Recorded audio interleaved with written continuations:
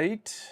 I believe this means we are live. Ladies and gentlemen, boys and girls, tech fans of all shapes and sorts, followers and persuasions, welcome to another episode of the Monday Morning Tech Chat Show on the SGGQA podcast channel. I'm Juan Carlos Bagnell, who can't remember his own intro podcast spiel, aka Some Gadget Guy, which is the SGG of this terribly named podcast series. So thank you for joining, but the QA, SGGQA, that's the important part, as we want to make this a more interactive conversation. We're going to look at some of the top tech news stories over the last week, maybe some tech broke over the weekend, maybe some embargoes lifted really, really late, and we can finally start talking about some cool gear. That's why I like to hold my show on a Monday, so that we can kind of dig in, we can kind of sort out our feels, and we can really get a sort of a feeling on as these tech stories evolve. More than just reading a headline on the Bird site and getting real anger and up in your feels about it, I like to see how these things play out over time. I'm already seeing an incredible group of folks in the live chat. I'm seeing Sam and Barry, Flowtech Wolf, Fat Produce, Bray Gray, Barry Johnson. What is up, Barry Johnson? Dustadore, Oliver Lundstrom, Kaba Cash, Simon Says Hypno, Baker Jeremy, Fungi 455, Ownscon. It's going by too fast. It's going too fast. You go too fast. You go too fast. I feel like Salieri here. It was a terrible reference for a tech podcast. I think I said Darren. Okay, yeah, we've got a good crew already. I'm also trying something a little different. Hey, everybody on my phone right here, seeing if there's another kind of live stream. I'll be checking in on the chat with you folks too. And apparently, we just hit a hype train here on the Twitch. Fat Produce is gifting tier 1 subs. He's gifted a tier 1 sub to Mind Your Helm. Jman150 has subscribed at tier 1. My favorite guy who makes fun of me, Dave Burns, already did a subscribe while we were in the pre-show. So thank you very much. Apparently, we're already in level 2 of a hype train. So my entire morning spiel has already been derailed. We've got so much stuff to dig into. There is so much crazy news.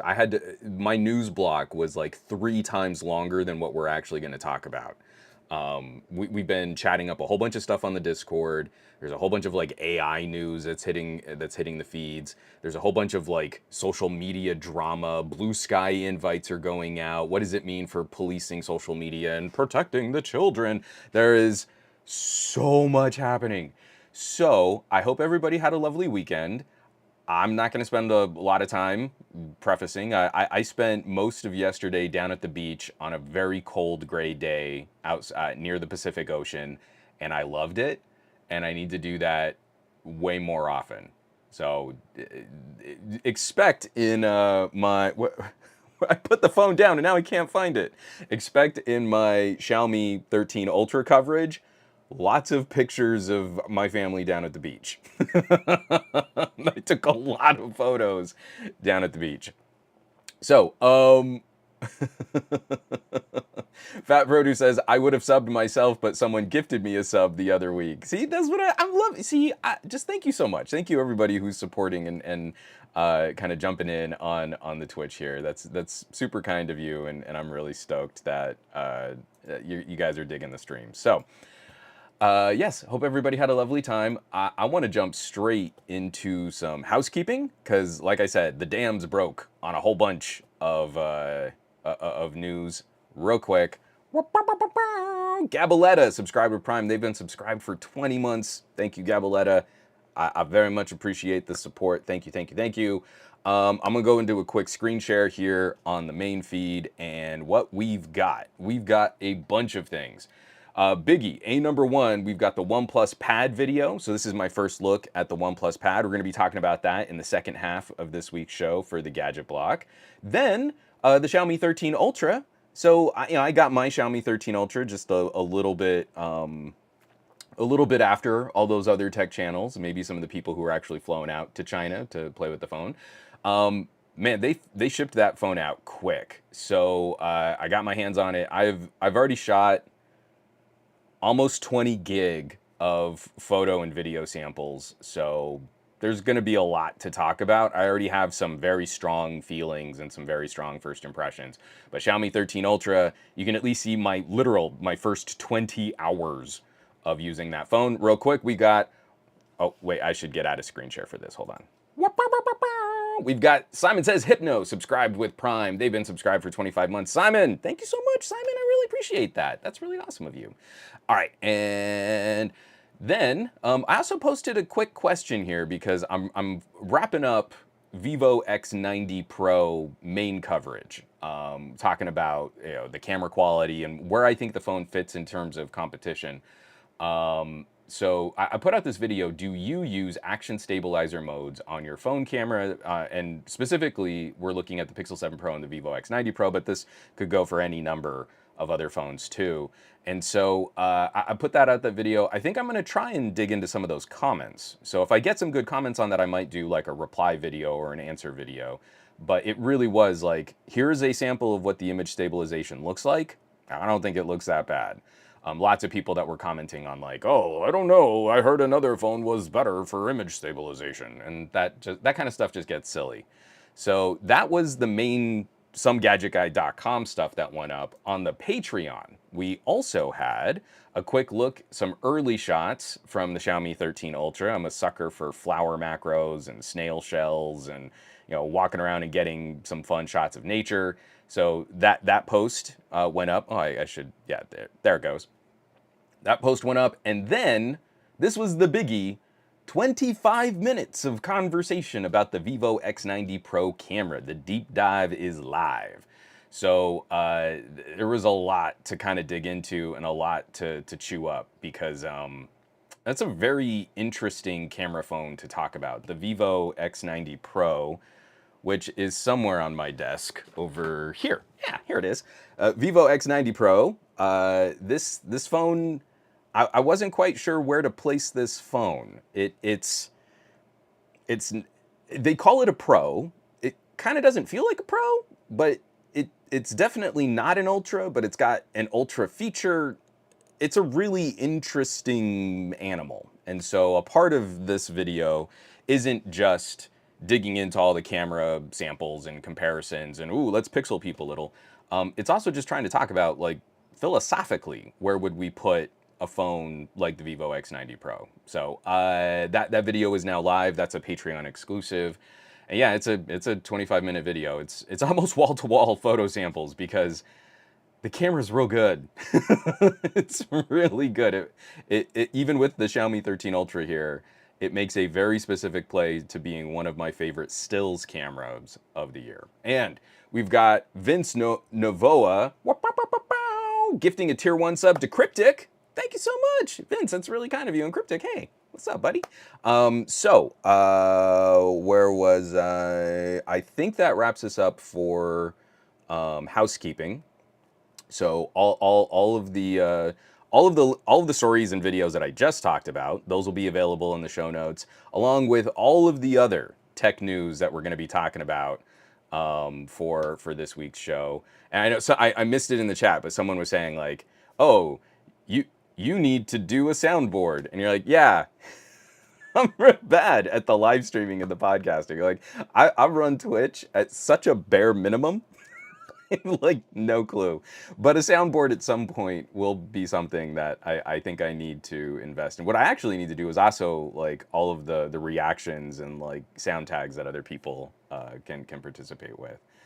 Yeah, all of the show notes, all of the links, everything that we're going to be talking about, all the videos, everything will be available when the audio version of this live stream goes live, and you can catch that on somegadgetguy.com. J1Man50 was telling me to check my posture and to stretch, and I'm going to take a quick slurp of coffee, so hold on one sec.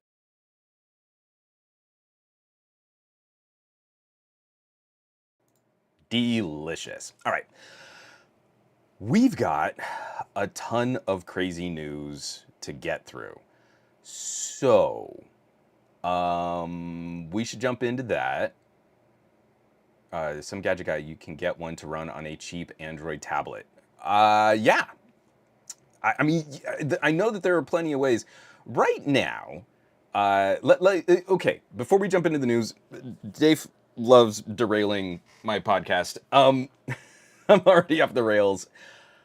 My current setup is held together with like spit and chewed up wads of gum and chicken wire. It's like the least professional setup. And what I need to do is start cutting and eliminating pieces because I just keep sort of adding things to my equipment chain and then shoehorning them into things that probably don't work the way that they should. And so, what I need to do is kind of wipe it, start fresh, and build for how do I import audio better. Like right now, if I add my Steam Deck. Like if I want to do a game stream with my Steam Deck, kind of driving that, doing the video out and the audio out, I can very easily get the video to incorporate in this. And you've seen me do second cam. Unfortunately, I can't do second cam today. I've done second cam. The audio is always sort of what's problematic. And so adding the soundboard is actually one of the bigger challenges that I've been facing is my audio setup, especially because I want to stay wireless. I want to be able to move around. If I have just the mic right here, right up on the side of my face, and I have to hold my head like this for 2 hours straight, I can't. Way too like fidgety, and that's kind of gross. So I really do. But that's I gotta figure it out. I gotta like think through it and re-diagram. Like I want audio to come from here and go there and not be distorted. How does that work? Hassam is acting, hey Juan, what are your thoughts on the Asus ROG Ally? We're going to be talking about that in the second half of the show in the gadget block, and I have some very excited big feels for what Asus could bring to that table. And Baker Jeremy says, I'm in the lower end budget range for a new phone. I'm in the States and pretty much stuck between Metro by T-Mobile and Boost. I've narrowed down my choices down to the Nord N300, Galaxy A14, Moto G Stylus 5G on the Metro side. That's okay. So hold on to that question, Baker. Baker Jeremy 3736, and maybe if we've got some time at the end, because I try to do a little Q&A at the end, we can dig into that a little bit more. Because right now, I've got to get into actual news. See, Dave, look what you did to me, Dave. Oh man. All right, here we go. Let me get this out of the way. Jman150, you're asking a question about a gadget that we will talk about in the gadget blog. I want to start off. So in the news block, if there is a story about tech politics, we got to get that out of the way first. And I'm not in the show notes. I'm not going to be linking to an editorial on this topic. I'm linking directly to this. This is the announcement of a bill coming by way of Senator Markey out of Massachusetts.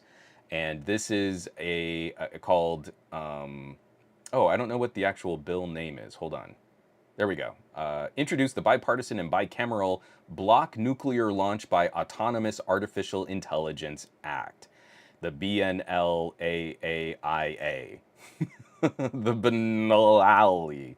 So, in a very concise, in a very brief summation of what this bill is about, basically, we've got senators, and we've got a pretty even split, a bipartisan split of senators and representatives that are introducing a bill that would always include a human in the loop for national defense, especially as it pertains to nuclear armaments. I've been ironically saying nuclear so much that now I actually have to think about saying nuclear.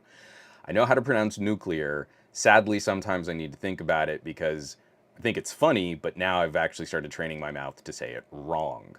This is a very interesting development as AI is exploding in a number of applications and in a number of consumer uses.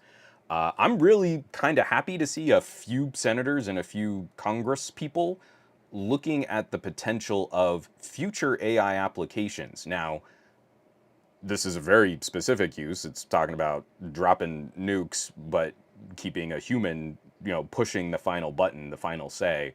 I hope that this is a building trend. We are nowhere near the military applying machine learning algorithms to launching these types of weapons. But it's nice, it's kind of refreshing to see some of our politicians getting ahead of a potential concern And I feel like that's appropriate. What I'd like to see is for philosophers and for scientists to start having the beginnings of those conversations about emerging consciousness. Right now, we've got a bunch of people that are like, oh, it's just a couple lines of code. Why would you care? Blah, blah, blah, blah, blah. But by the time we get to software that can emulate human emotions and human feelings to the degree that we would be worried about harm, we'll probably be way past it if we start the debate when we start getting to that point. This is a great example of being just a step more proactive than we probably need to be, but I'm here for it because I feel like it's way better to have the conversation before we're running into problems with autonomous weapons platforms. I think autonomous weapons platforms are probably not a great idea. I've seen way too many science fiction films. The Frankenstein complex. Man was not meant to play God, and then his creation rises up. And I, for one, welcome our new AI robot overlords. So, yeah, Brian Glaze. Hold on. Brian says, yeah, it's amazing to me that people are conflating language learning models with general AI. But what I'm happy about is language learning models that are good enough to trick a lot of people into believing that there's an emerging consciousness. Oh, someone please link this. I think we even shared it on the Discord. She does a whole bunch of video essays, and she did a video about a company that made like AI girlfriends. Could someone look up in the Discord? It might have been in the entertainment tab. I can't remember who did it. But it was a really lovely examination of 2 years through the global pandemic. There was this company that made this, again, it's a language learning model. It's not any fancy AI, but they trained it to kind of replicate Sarah Zed. Sarah Zed, thank you, Dave Burns. So she made an incredible video about her experiences using it. And, we were all in lockdown. We were all kind of freaking out. And the company's business practices became really predatory. Like people who were at their most vulnerable, who were already predisposed to being somewhat antisocial or having issues interacting with other people, kind of got caught up in this language learning model program of like having a companion or a girlfriend or a friend. And then they changed the business model and affected how the AI could interact with people. So we're already at that point. We're already at that point where business decisions can cause palpable psychological harm to people based on their emotional attachment to a couple lines of code. I don't think we're too far from having that conversation about if an AI can replicate emotional harm to a degree that it's convincing to humans, what does that say about our society if we're creating software that can be emotionally harmed? So that's what I'd like us to get ahead of. I want us to talk about it before it really does become more problematic. Oh, Dave Burns, thank you. Hold on. Let me see if I can copy that link. And then I'll try to drop that in the main chat. I'm real good at the podcasting, as you can see. Oh, yes, excellent. So here's the link, copy link, and paste the link, and hopefully that shows up because I don't really know what I'm doing here. So again, I'm linking directly to the bill. This is exactly what the senators are talking about, what they're trying to create a precedent, building it into law that these types of weapon systems have to have a human in the loop. And genuinely, I'd like this to be the tip of the spear so that all weapons platforms have some kind of human in the loop.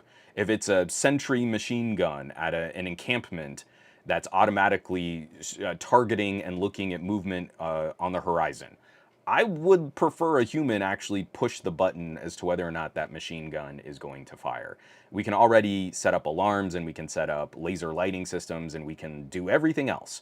Let all of the automation take over until the moment where something might be eradicated from the planet, and then a human has to decide, is that really what we want to have happen here? Oh, and Easy's in the building. What up, Easy? Easy, have you put in your order for the Xiaomi 13 Ultra yet? I think you would like that phone quite a bit, Easy.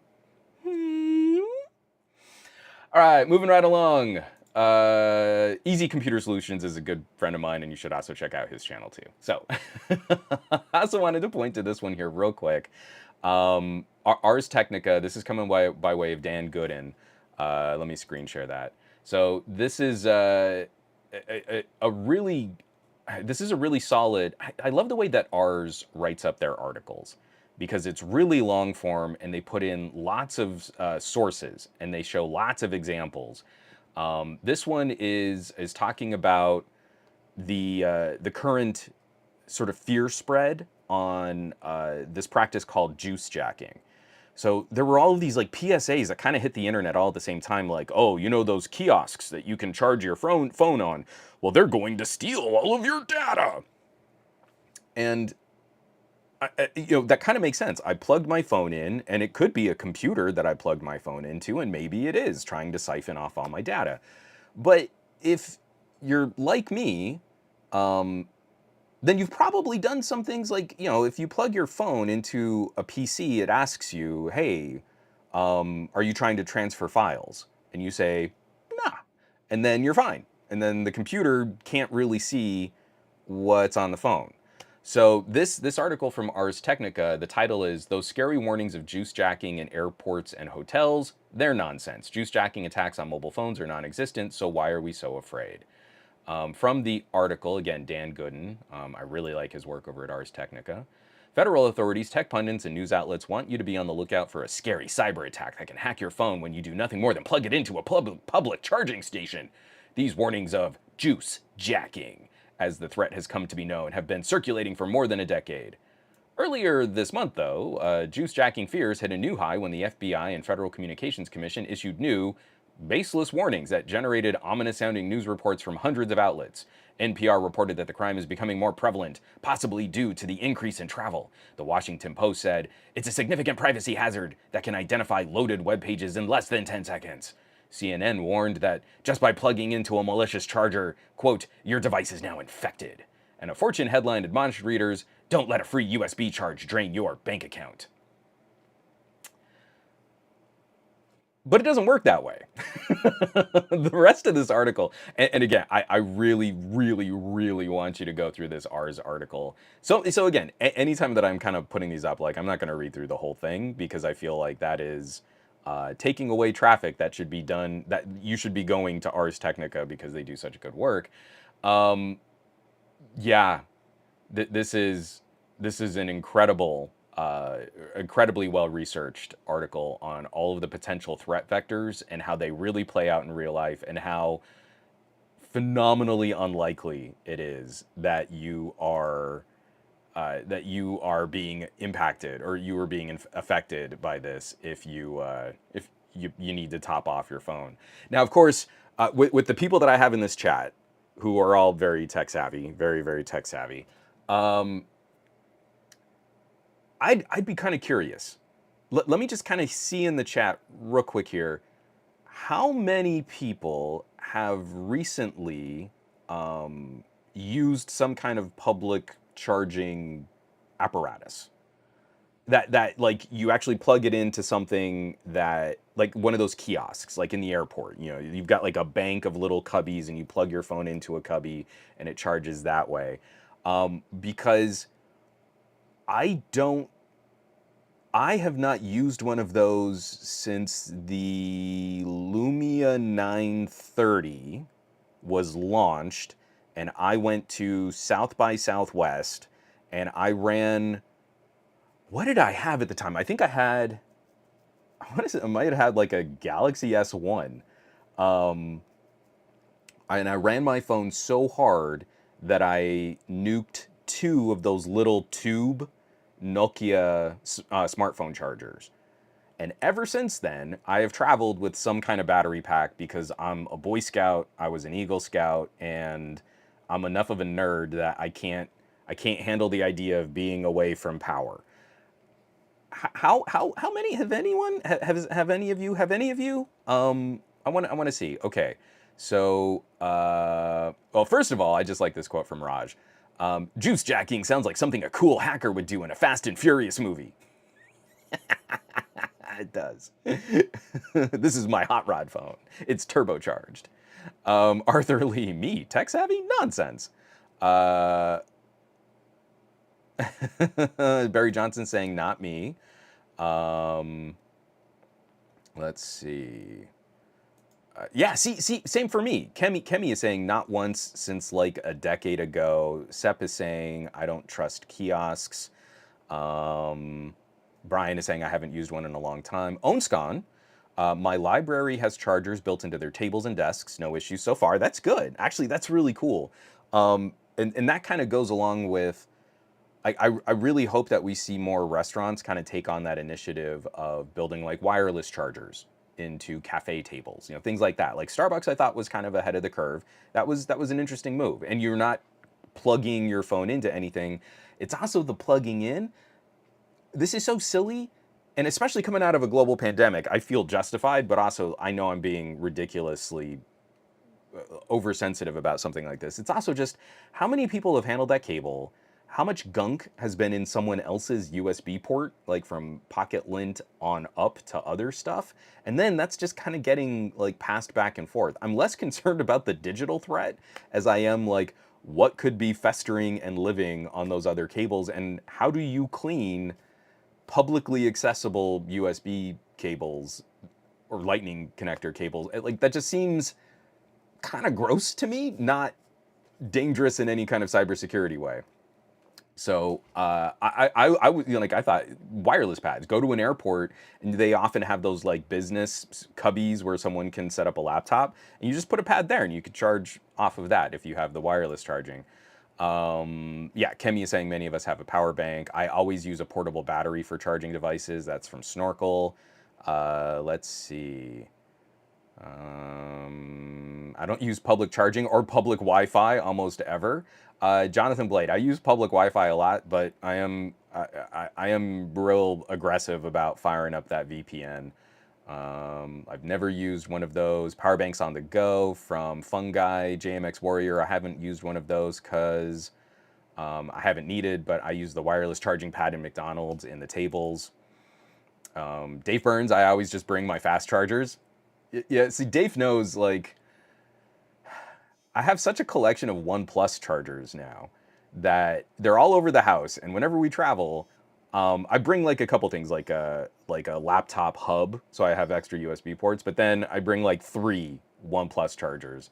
So yeah, that's kind of my jam. Okay, so I think we're all kind of on the same page here. It's not something that if you're tech comfortable like we are, we're the ones that are probably charging up all of our family and friends' gadgets because we bring an oversized power bank.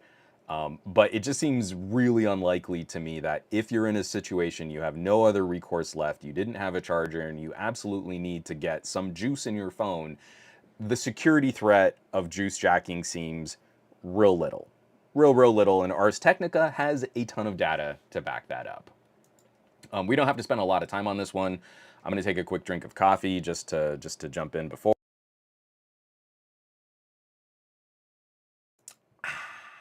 NYC Transport Authority. Whew. NYC's Transport Authority will no longer post service alerts on Twitter. They said paying Twitter $50,000 a month for API access wouldn't be the best use of their resources. Who'd have thunk it? Boy, howdy. Twitter not monetizing very intelligently. This is written up by Mariella Moon over at Engadget. NYC commuters will no longer see service alerts and other informative posts from the Metropolitan Transport Authority, the MTA, on Twitter. The agency runs several accounts that provide passengers with useful real-time updates, such as whether a particular route or train has been suspended. But now it has posted a farewell message on the website explaining that Twitter is no longer reliable for providing the consistent updates that riders expect. While it didn't elaborate on why it's leaving the social network, Bloomberg says it's because the company was asking the MTA to fork over $50,000 a month for access to the API. And every single time, so here's the deal. I don't want to yuck anyone's yum. If you're subscribed to Twitter Blue and you're getting a benefit out of that, and you feel like that $8 a month for your personal channel is getting you there and you're getting all the benefits, great. I honestly would have paid for Twitter Blue if they hadn't tied account verification to Twitter Blue. The rest of the things are kind of cool. Like, and I am one who wants to support good software, and I kind of, you kind of have to grok at this point that the Web 2.0 model of put out a free service and run it until it gets popular is unsustainable. At some point, you need to monetize, and genuinely, I'd rather just pay a company directly than deal with the awful trends of how they monetize with ads and siphoning off user data. I know that still would have happened on Twitter, but for me, account verification was a bridge too far because it destroys the credibility of the platform. And I know the obvious joke is, well, but Twitter was already a cesspool, and who would use that? And I'm glad it's dying, blah, blah, blah, blah, blah. But what we lost was a platform, imperfect as it was, that was really good at sending a text message to a huge number of people. A broadcast megaphone. This is happening in this moment right now. And before Musk took over, the algorithm did not get in the way of the timeliness of the announcement. It's what killed me for using Instagram as often for posting photos. Is I would go through my Instagram feed and I loved seeing what my friends were doing in that moment. I'm using Instagram way less because now I might see like this amazing announcement and then I'll look down and it's like, that was posted 2 days ago. Now I look like a jerk friend. Twitter was my last refuge for that kind of, this is the moment that the thing is happening, and now I've moved most of my attention over to Mastodon for that very same reason. When I talk about the platform not delivering me $8 a month worth of value, it's this kind of erosion of confidence that I'm talking about.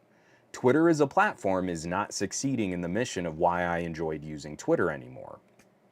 And other organizations are pulling useful services from the platform because of the way that the platform is trying to monetize, and they're doing it very, very poorly. We also briefly talked about, we didn't really cover it that deeply, but the Microsoft was going to be pulling from their ad network.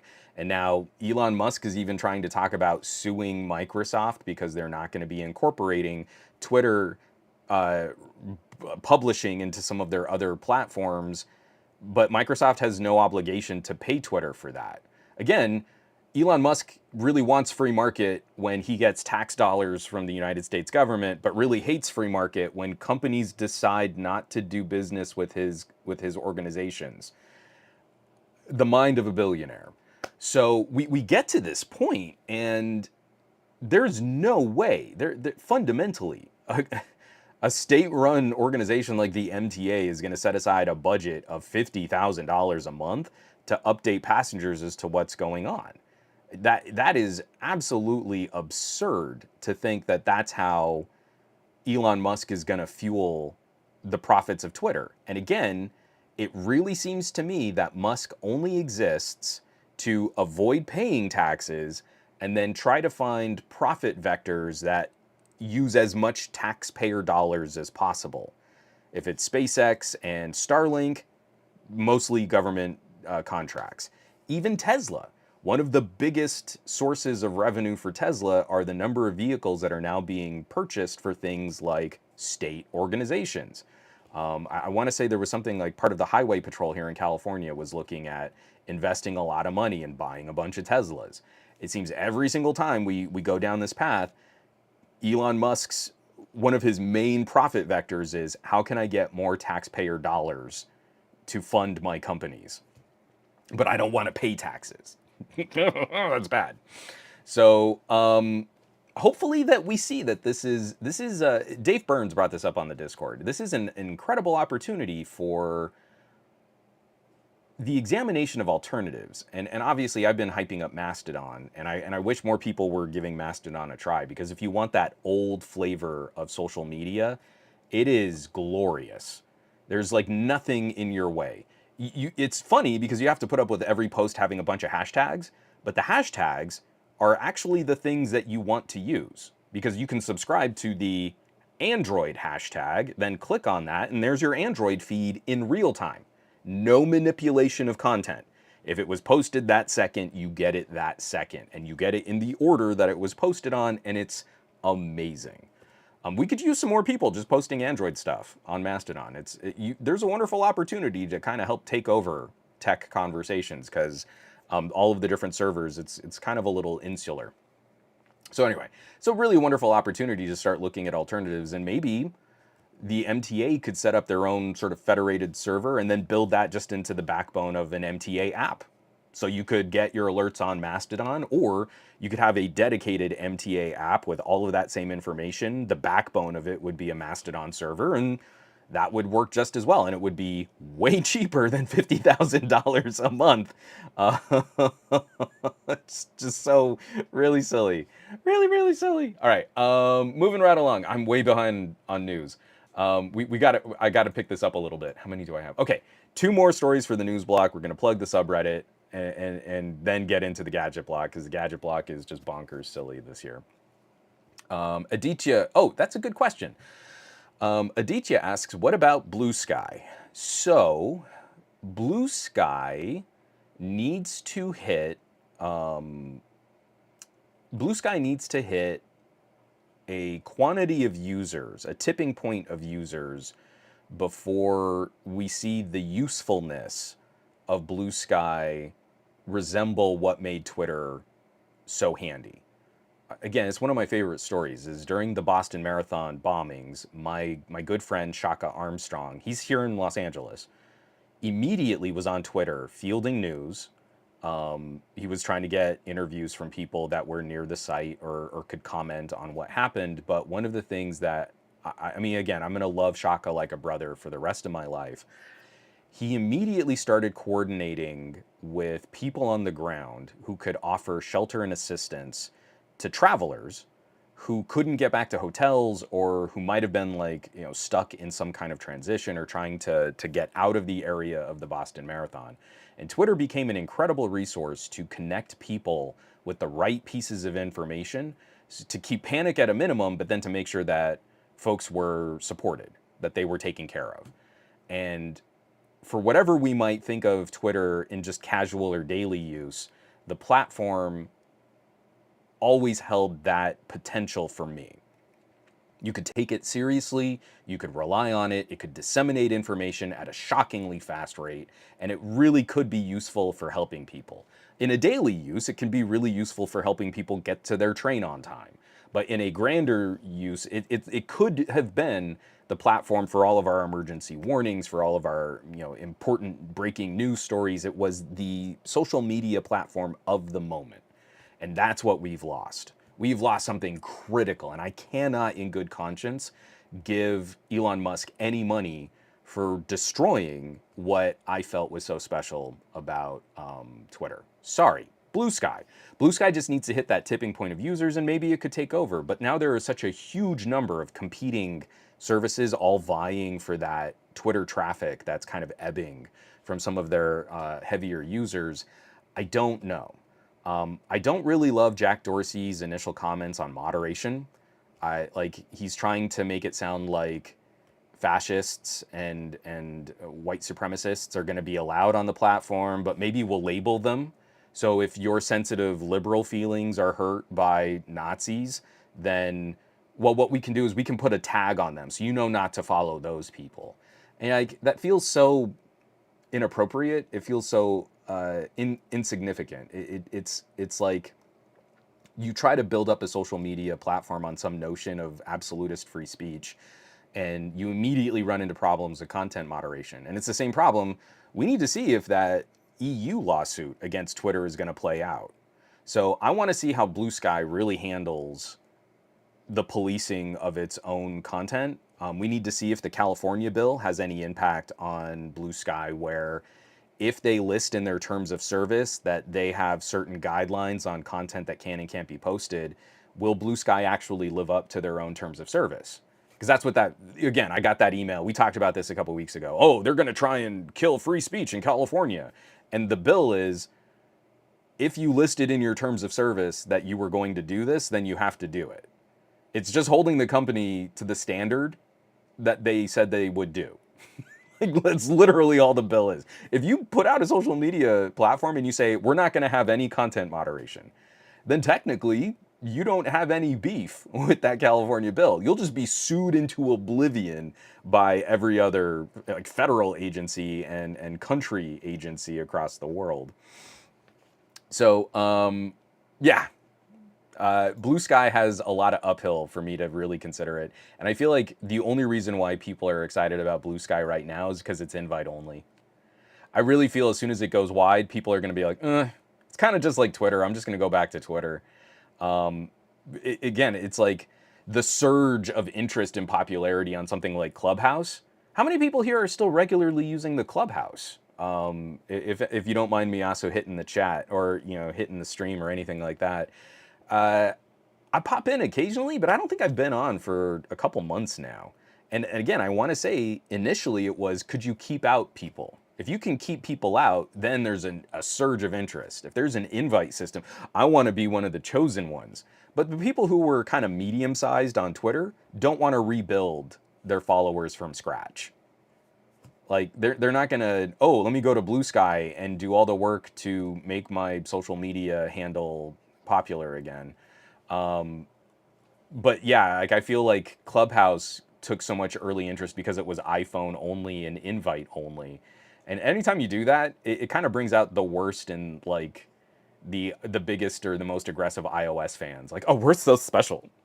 I mean, we don't want any of those Android people. What if we get green bubbles in the chat? Ooh. And if that's how you're gonna do it, like you've immediately soured me. My first impression of your social media network is like, well, then you're lame. That's dumb.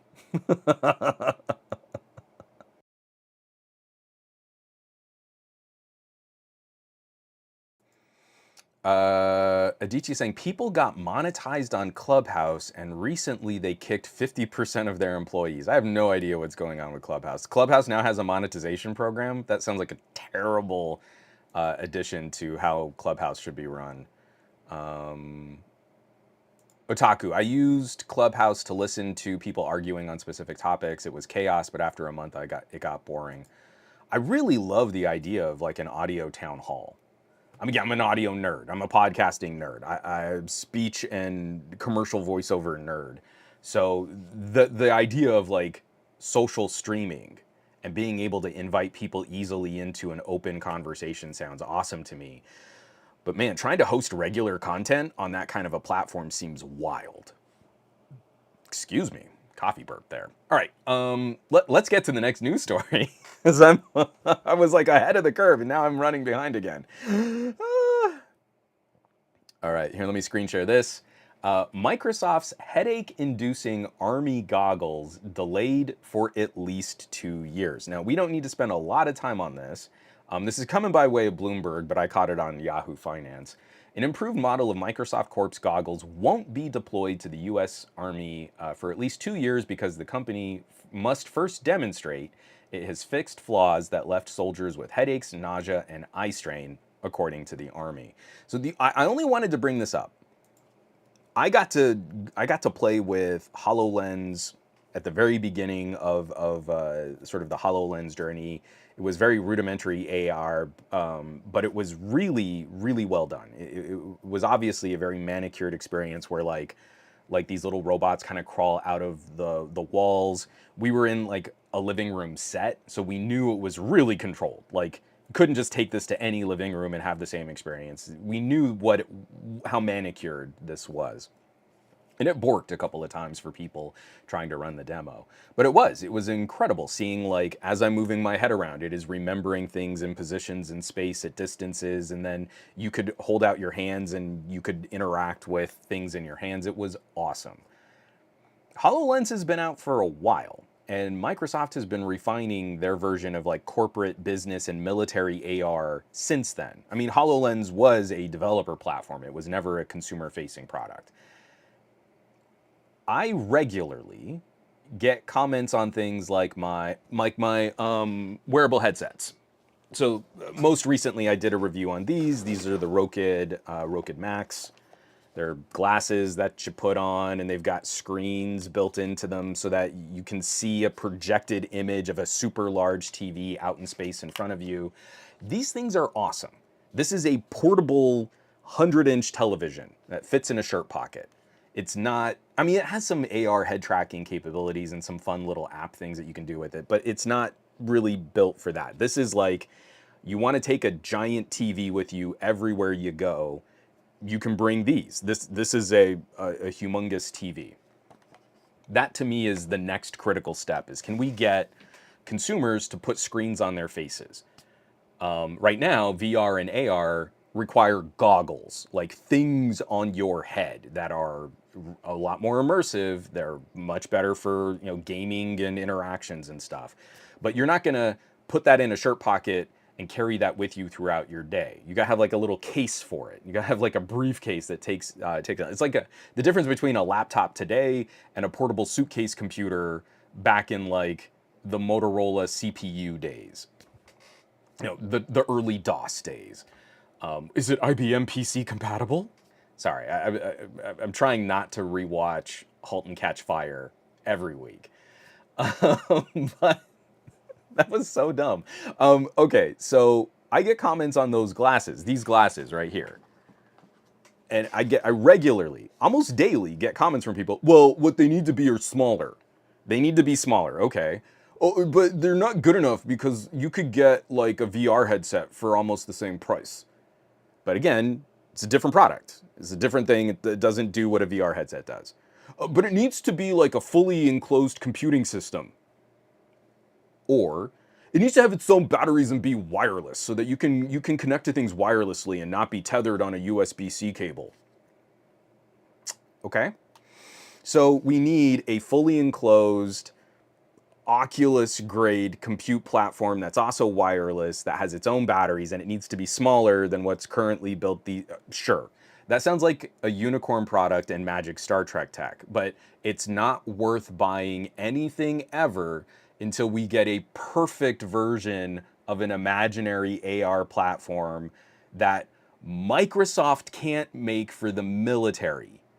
One of the world's most successful corporations in building and facilitating these government contracts, their development team, funded by US military dollars, are still 2 years away from deploying an AR system for soldiers, but a really amazing portable monitor display experience is not worth buying today because it needs to be better than what Microsoft will be able to accomplish in 2 years.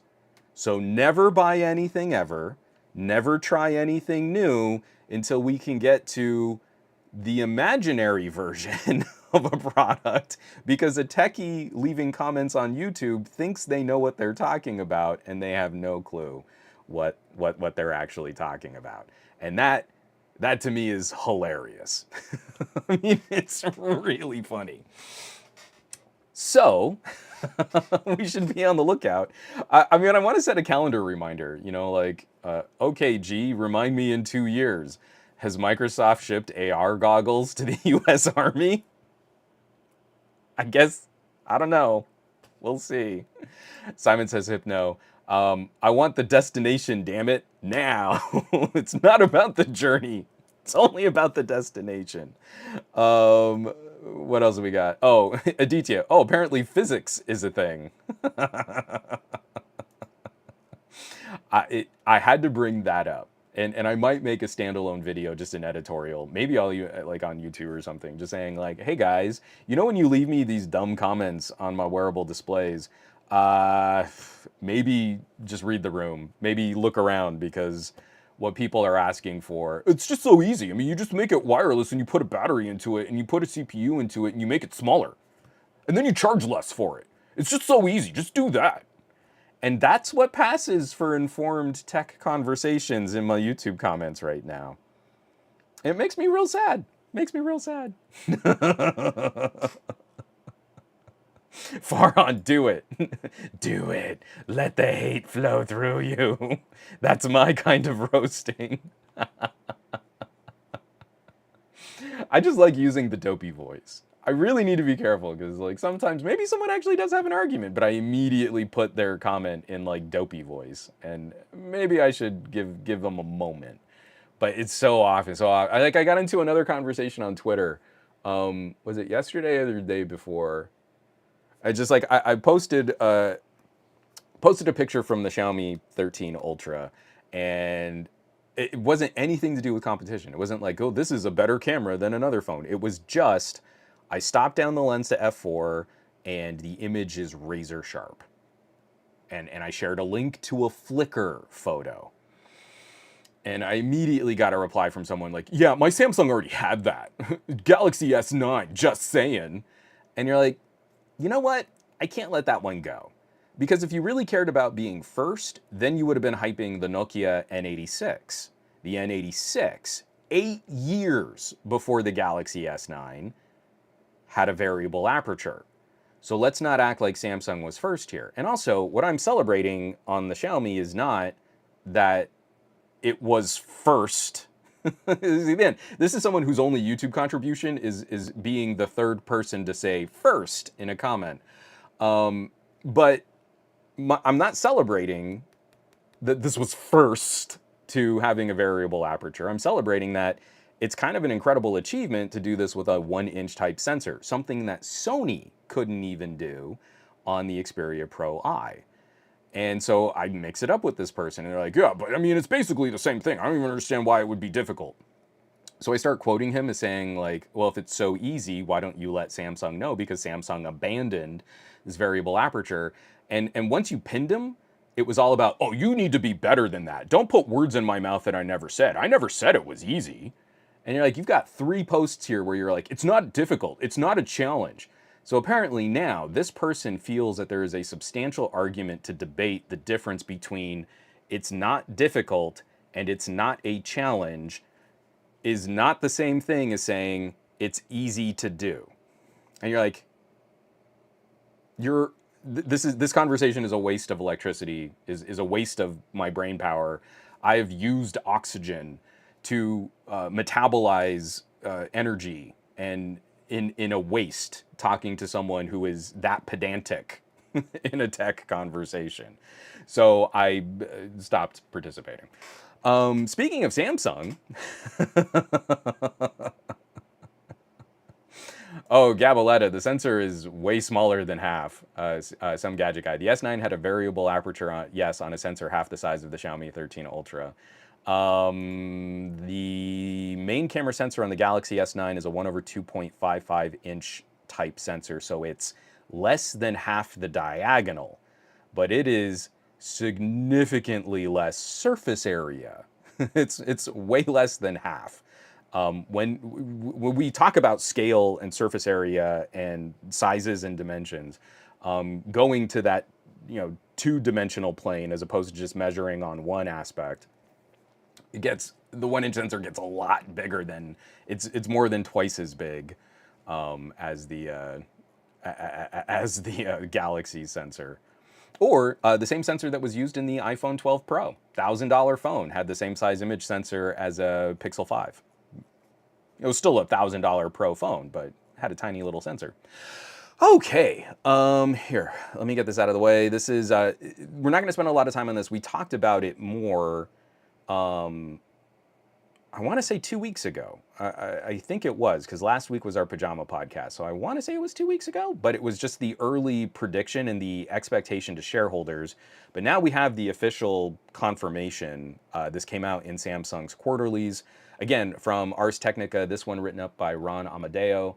Samsung makes its stunning 95% profit drop official for Q1 2023. Over this time last year, Samsung profits are down 95%. Samsung warned the world earlier this month that its Q1 2023 earnings were going to be bad.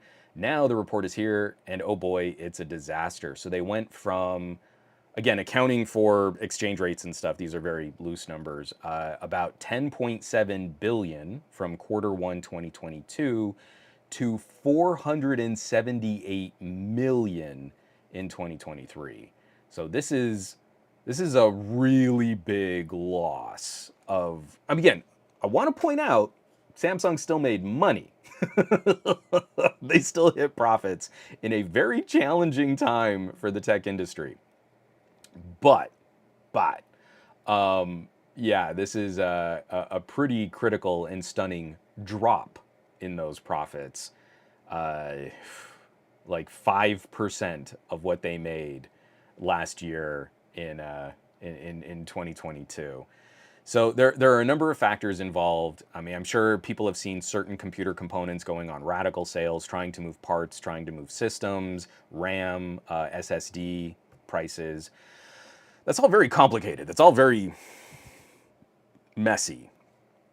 The smartphone division actually held pretty steady. I want to say someone's gonna have to quote me on this, but I want to say revenue dropped like 3% in smartphone and mobile sales, but profits actually climbed like 5%. So the manufacturing of the S23 Ultra as compared to the S22 Ultra, I think they found ways to reduce costs, and even though they technically sold about the same or less, they made more profits on what they sold thanks to those lower operating costs. If someone can check my math on that, please, but I believe that's the ebb and flow.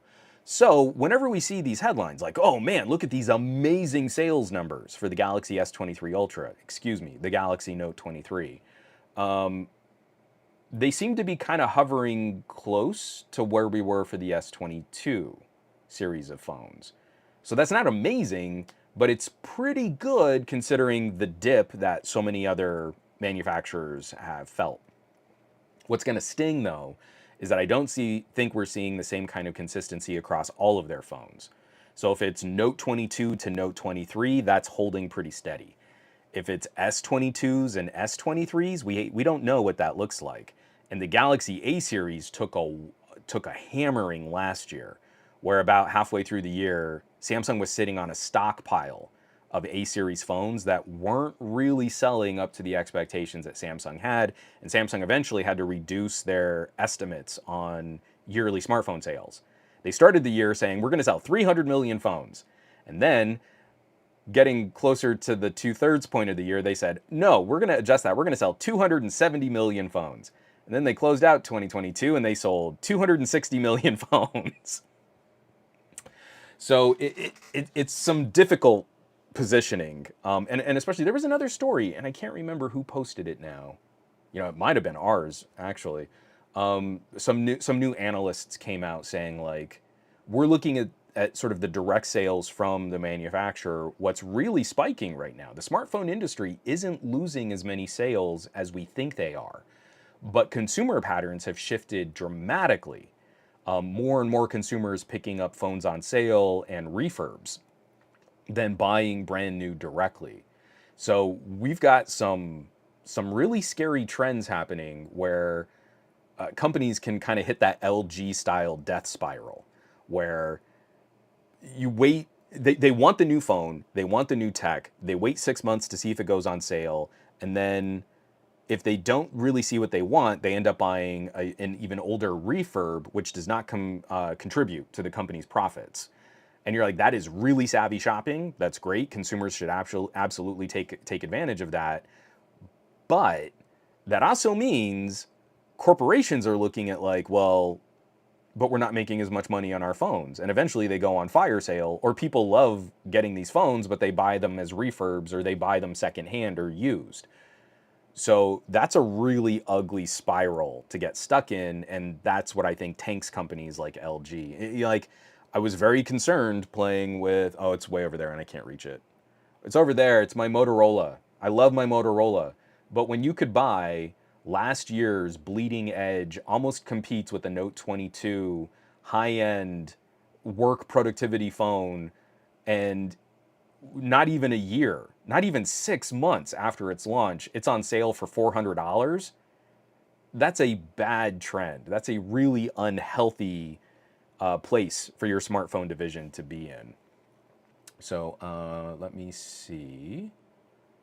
Get that out of the way there. So I think that's going to wrap us up. Samsung is in rough shape. They are not really getting it done. And I hope we see some change in direction. Because right now it seems like they're trying to cut costs into higher profits as opposed to being the market leader that they advertise and promote themselves to be. And we'll have to see. We'll have to see also how a few of those like longer-term class action lawsuits play out for Samsung too. I'm gonna take a quick sip of coffee here, and then we're gonna chat the Reddit for just a second. A couple really fun posts made it to the top of the Reddit, and now drink.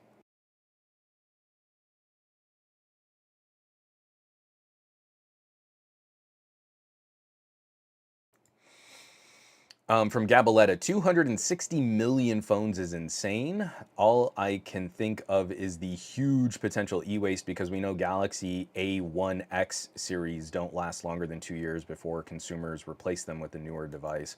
And I really feel like it's going to be one of the ugliest parts of our industry and of our hobby.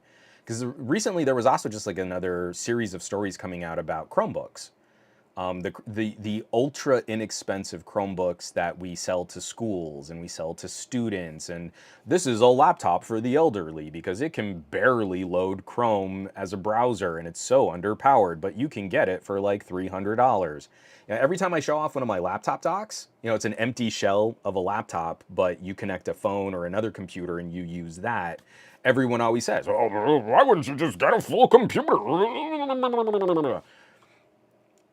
Because the computer you can buy for $300 is going to last you 2 or 3 years of moderate use, and then it's garbage, and you can't do anything else with it. And that's bad. Why are we dumping this much? But we also then have to have those really hard conversations about how do we connect people that don't have the means to go out and buy more premium stuff. And we need a whole new set of consumer protection initiatives. We need a whole new series of right to repair initiatives. Like Louis Rossmann can't do all of right to repair on his own. It's like him and Hugh Jeffries, and then it's like, but they're right. We need something else. You've got like a really underpowered. What we need is like a framework. That's the name of the company, right? The Framework laptop. What we need is an initiative to mandate that if you come out with a new laptop, you don't have to throw the whole laptop away to upgrade to a more powerful laptop. But that gets in the way of corporations and that infringes on their rights to sell people low-cost garbage. It's rough. It's really rough. And especially when we get to things like an artificial software lock. Like, if you wanted to keep using Chrome OS past the 4 or 5 years of official support, it just shuts off and you don't get any other patches. And you're like, well, what changed in Chrome OS that was going to be a problem? Nothing. Chrome OS is still kind of the same, especially if you have like an older Core i5. Nothing would really keep you from running modern Chrome OS. We can install Chrome OS on ridiculously underpowered PCs, right? So, you know, it sucks. Dave Burns, Juan advocates for a planned economy. No, well, yeah. Yeah, I do. Actually, I do. I will be one who will say, like, if I ever have to run for any political office, one of my main campaign points is your business is not allowed to exist if you are not part of cleaning up your own mess. Great. You made this amazing product and it pollutes the environment like this. You need to be responsible for cleaning up that pollution. And if you're not, then your business isn't allowed to survive. Or you need to pay the government for cleaning up your mess. The entire lifestyle of your product has to be accounted for. I feel like that's fair now. You made this product, the consumer uses this product, the consumer's done with this product, what happens to it? You need to have an answer. And if you don't, well, then you didn't really flesh out your business model, did you? Because right now, my entire life, and for generations of consumers, company makes a product, it does a ton of pollution to the environment, and then taxpayers are on the hook for cleaning up after that company. And that's not fair. I feel like that one needs a rethink. All right, so quick subreddit plug. Every podcast, every live stream has a subreddit. Mine is no exception. Reddit.com/r/glowing rectangles. Reddit.com/r/glowing rectangles. And wouldn't you know it, top of the pile this week, number one is this doofus in a flat cap looking at the OnePlus Pad. So I took the top place in my subreddit this week. My subreddit is not about me. Glowing Rectangles is a place to share content you feel deserves more attention. And so the number 2 story is a great video looking at the differences between the Oppo Find X Pro and the Vivo X90 Pro Plus from one Mr. Barry Johnson. He's taken the number 2 spot. And then number 3. Now, I'm going to take credit for this because I submitted this video. So it's pretty much like I won again. It's pretty much like I'm always the winner, but I'm not always the winner of my own subreddit. That's not true. But this is from, what is this? Trackin' Tech English. Vivo and Leica explain real reasons why front camera 4K video doesn't exist on many flagships. But really, this is a sit-down conversation with a Vivo representative and a Leica representative going through the new X90 Pro, the X90 Pro Plus, all of the new updates to the V2 code processor, the camera app, and it's actually a really fun conversation as they kind of dig back and forth. Their reasoning on why front-facing selfie cameras from a lot of these Chinese and Indian phones only support 1080p is laughably bad. Their excuse for why you don't have 4K on a front-facing camera is terrifically awful. So I would highly recommend catching the video, catching this, the interview and the conversation, just to hear them say like, "Oh, but we did this because of these reasons." Yeah, we had reasons, and you're like, "No, those are bad reasons. those are not the good reasons." So, please support, contribute, participate. Reddit.com/r/glowing rectangles. Sitting pretty at like 2,700 members and followers of the subreddit, and we're getting some great posts every week. So click those up arrows, submit more content. Again, it's videos and articles and editorials that you feel, and podcasts that you feel deserve more attention. And even if it's your own stuff, you are allowed to post your own stuff on reddit.com/r/glowing rectangles. Okay. So I got this here from Farhan. This is the first comment out of the subreddit plug. Imagine Sony giving 4K 120 frame per second video for the front camera. Can't wait to see the comments explode like crazy. Yeah, this is the only thing. Like, on an Xperia, which is part of this little live stream down here. Hello, everybody. This is an Xperia front-facing camera. Yeah, it's the only camera on the phone that doesn't shoot 4K 120. It'd be pretty sweet. Aditya is also saying, I think the Vivo V27 comes with 4K on the selfie, right? And not the X90 Pro. Correct. I have the Vivos. This is the V27 Pro. V27 Pro does 4K from the front. Here, let me fire this up right now. Oh, the battery might be about to die. I didn't charge it all weekend. Sorry, Vivo. Let me see if I can even get the camera to open without it crashing. Okay, and video. And yep. Oh, you won't be able to see it from my camera over here, but 4K 60 from the front camera on the V27. We don't get 4K at all on the X90 Pro. The X90 Pro, demonstrably more powerful than the V27 Pro, which let me get my little charger brick here. I got to charge this V27. I still have to finish another video because I want to talk about the regular V27 versus the V27 Pro. So yeah, again, watch that video because it's hilarious, because even on Vivo's own products, they're like, yeah, we've got phones that can do that, but reasons why you can't do that on the X90 Pro and Pro Plus. Reasons. So, oh man, yeah, Gabaletta, completely agree. So Farhan is saying, so the Xperia is the one you use for your Instagram stream. I'm trying Instagram right now. This is the first time I've ever done a co-stream like this. But yeah, there is a little Instagram live feed that's going on right now with the podcast. And it's on the Xperia 1 Mark IV. We've been streaming for an hour and 14 minutes, and it's doing great. It's all in battery power. So hopefully the battery will last another 50 minutes of streaming. So speaking of Xperias and Sonys that can do really cool live streaming and stuff and have reasonably high quality front-facing selfie cameras now, Who wants to talk about Xperia 1 Mark 5? Yeah? Anyone? And Bueller? Bueller. So this came in, and this is from the official Sony Xperia YouTube channel. And I'm going to mute this just because it's probably going to have music or something. But you click on this and see the Xperia logo pop up, and then some light streaks, lasers, and the next one is coming. And then you see this like sensor thing.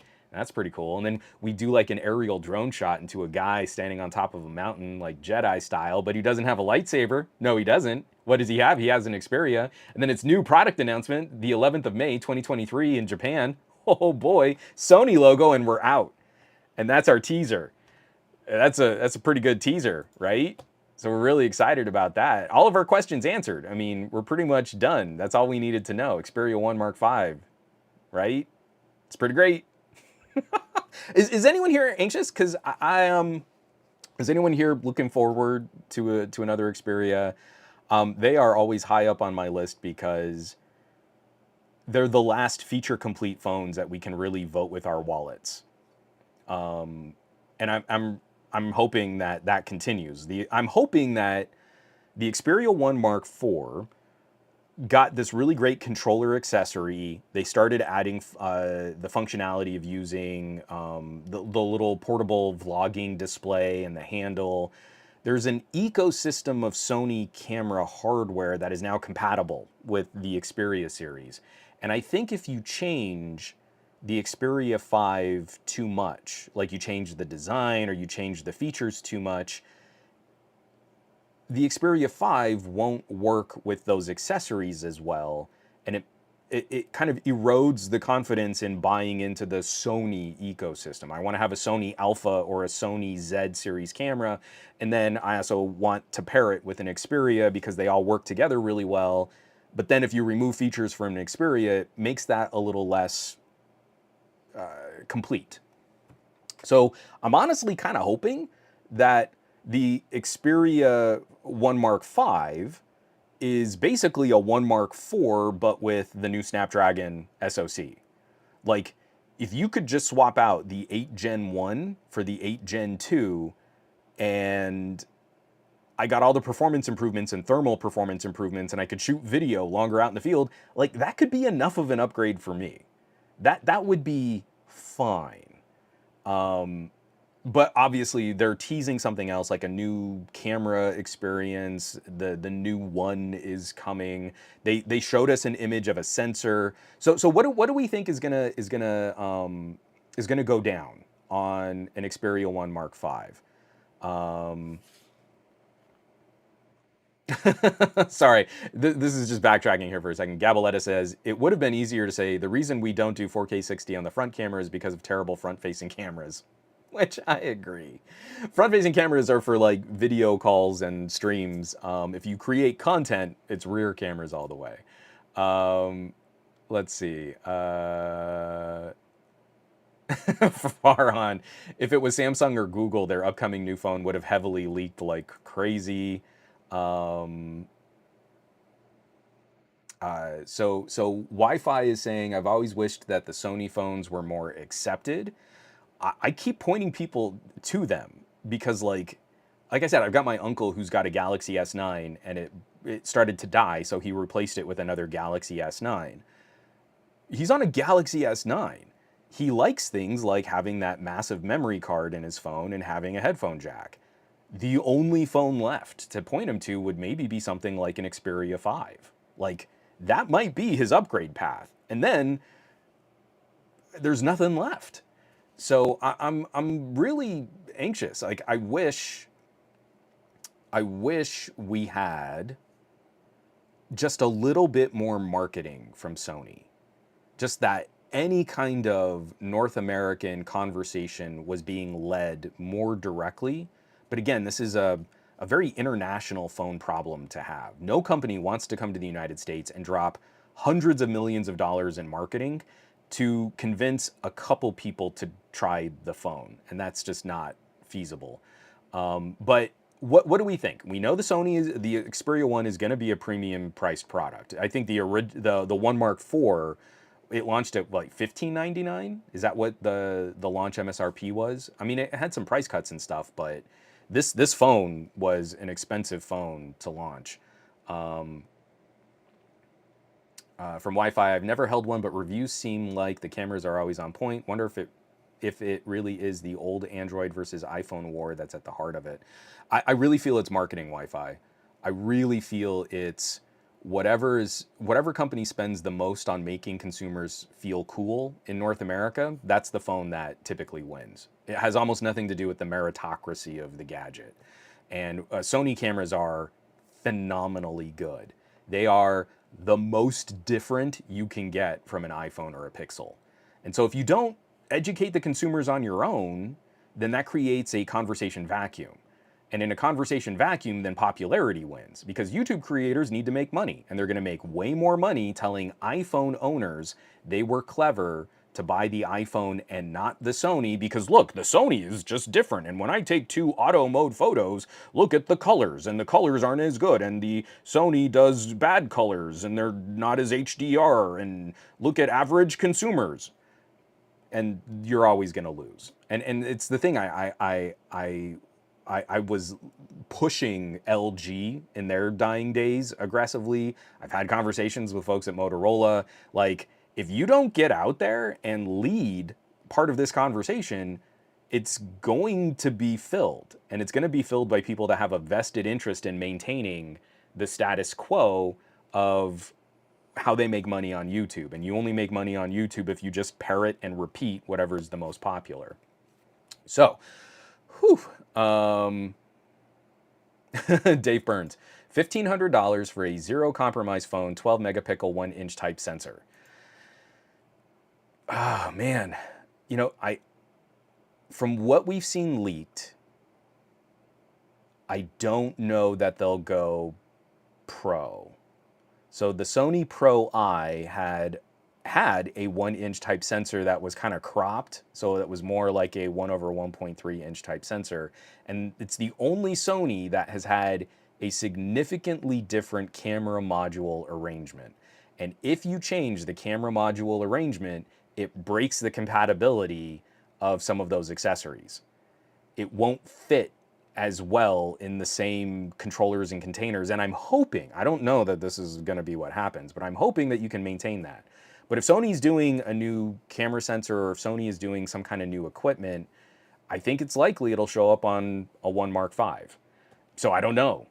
If you could do 1-inch type sensor and also do 4K at 120 frames per second, that would be something that no other manufacturer can lay their hands on. That would be pretty intense. Farhan says it has new CMOS tech for low noise. Farhan, was it you that shared? Oh yes, yeah, okay. According to GSM, Farhan says, according to GSM Arena, the One Mark V will have an IMX858 sensor, and that's the sensor from Xiaomi 13 Ultra's ultra-wide and telephoto camera. I don't know. So the IMX858 is like a 1/2.4 inch sensor, isn't it? Which would make it a lot smaller than the sensor that's on, not a lot smaller, but it would make it noticeably smaller than the sensor that's on the One Mark IV. The One Mark IV has a 1/1.7 inch type sensor, IMX858 specs. I just want to look this up and make sure I have this right. Oh, it's not a 1/2.4, it's a 1/2.5. So that would, if the Xperia One Mark V main camera sensor is the same as the companion sensors on the Xiaomi Ultra, I think that would be a downgrade. It would be a downgrade, and we don't know that those are Exmor RS. Exmor RS sensors are what are in the Sony Xperia One Mark IV, and that's why we get this insanely fast high readout. You know, this phone on the rear cameras, all three of them can shoot 4K at 120 frames per second. Even on the telescoping telephoto, not telescoping, the telephoto sensor that actually has movable zoom elements, like you actually zoom. It's not just switching discrete focal lengths.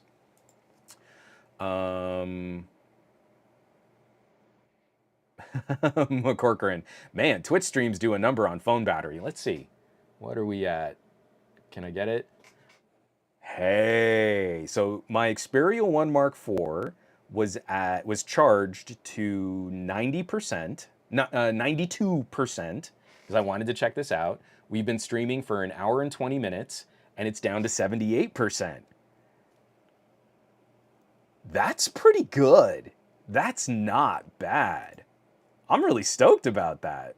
I mean, I was gonna check at the end of the stream, but like, you know, for a phone that runs a little warm thanks to the Snapdragon 8 Gen 1, like that's pretty good. Like we could just keep going, and we haven't had any like thermal warnings or anything. I'm streaming over Wi-Fi. I bet you that would be way different if I were streaming over the 5G. Then I believe my phone battery would be tanking a lot harder. But yeah, 92 to 78.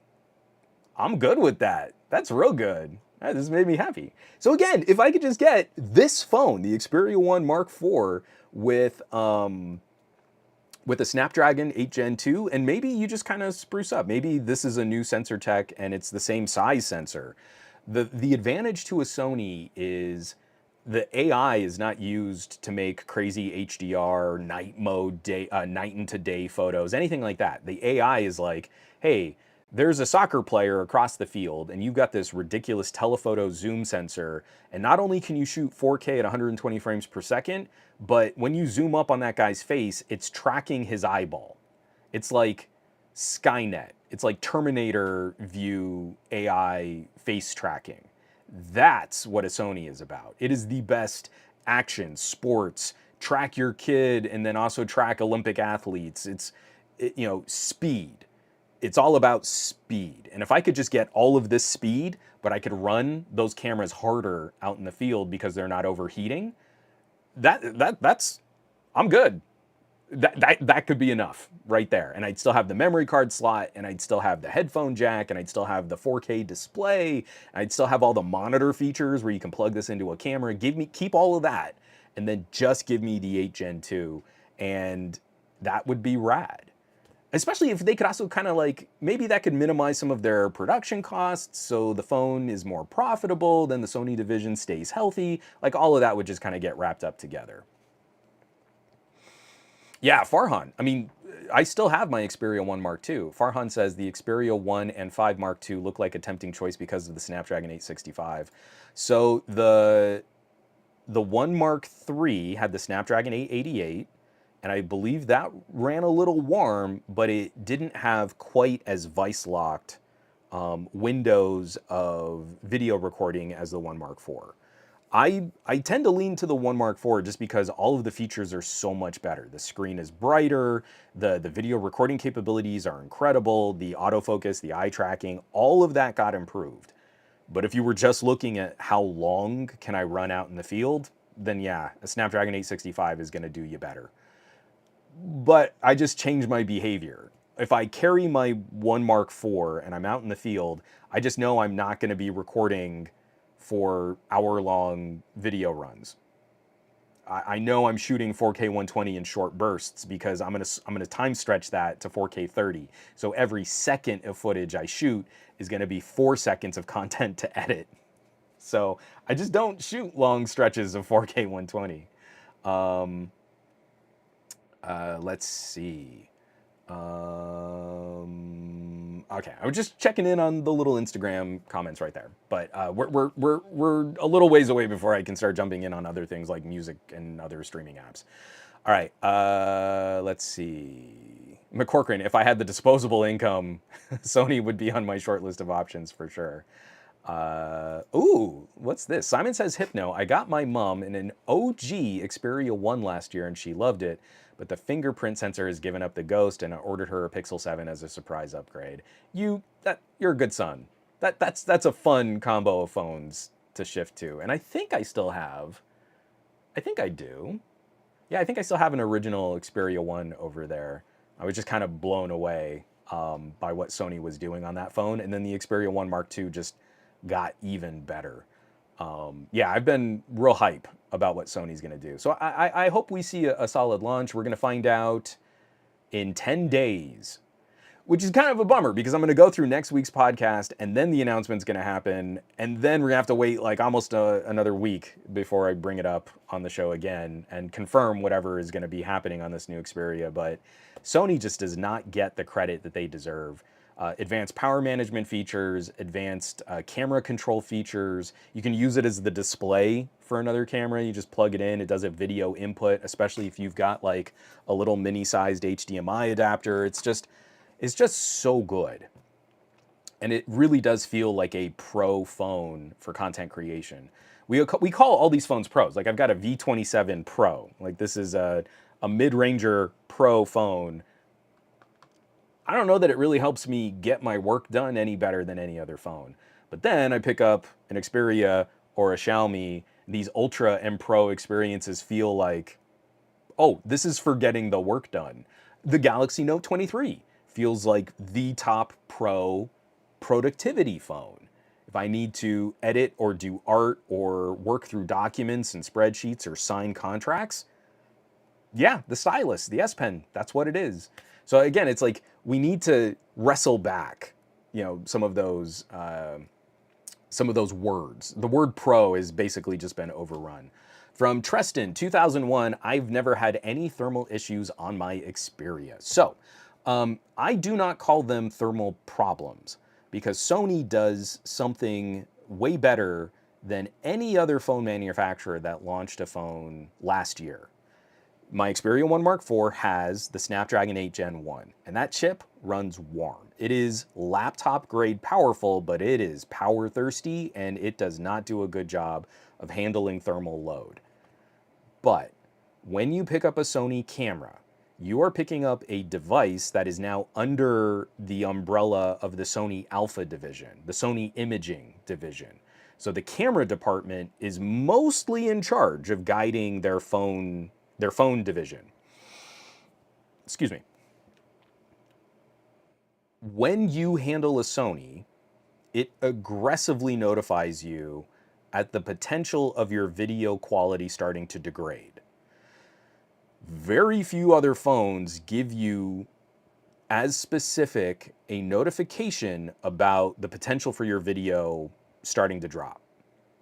When you shoot 4K 120 or even 4K 60, and you know a Sony in warm weather will not shoot video as long as like a OnePlus or a Samsung or an iPhone, when you go back to check that footage, Sony's have consistently been the best options for maintaining the exact frame rate that you told the phone you wanted to shoot at.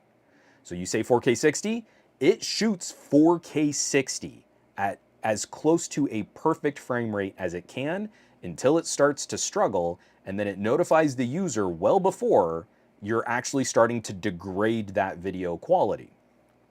On my, do I have it on my desk? On my Xiaomi 12S Ultra, the 12S Ultra, not the Xiaomi 13 Ultra, when I shot 4K 60 in a long video test, this phone lasted way longer than the Xperia. I think at the time I was testing the Xperia 5. So the Xperia 5 Mark IV versus my Xiaomi 12S Ultra.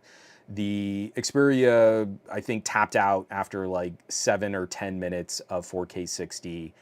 But the Xiaomi went for like 30 minutes, and it's like almost 90 degrees outside. Whoa, that's amazing. It shot 4K 60 for a half hour, and I never got a thermal warning, and it never shut off the clip. This phone must be so much better.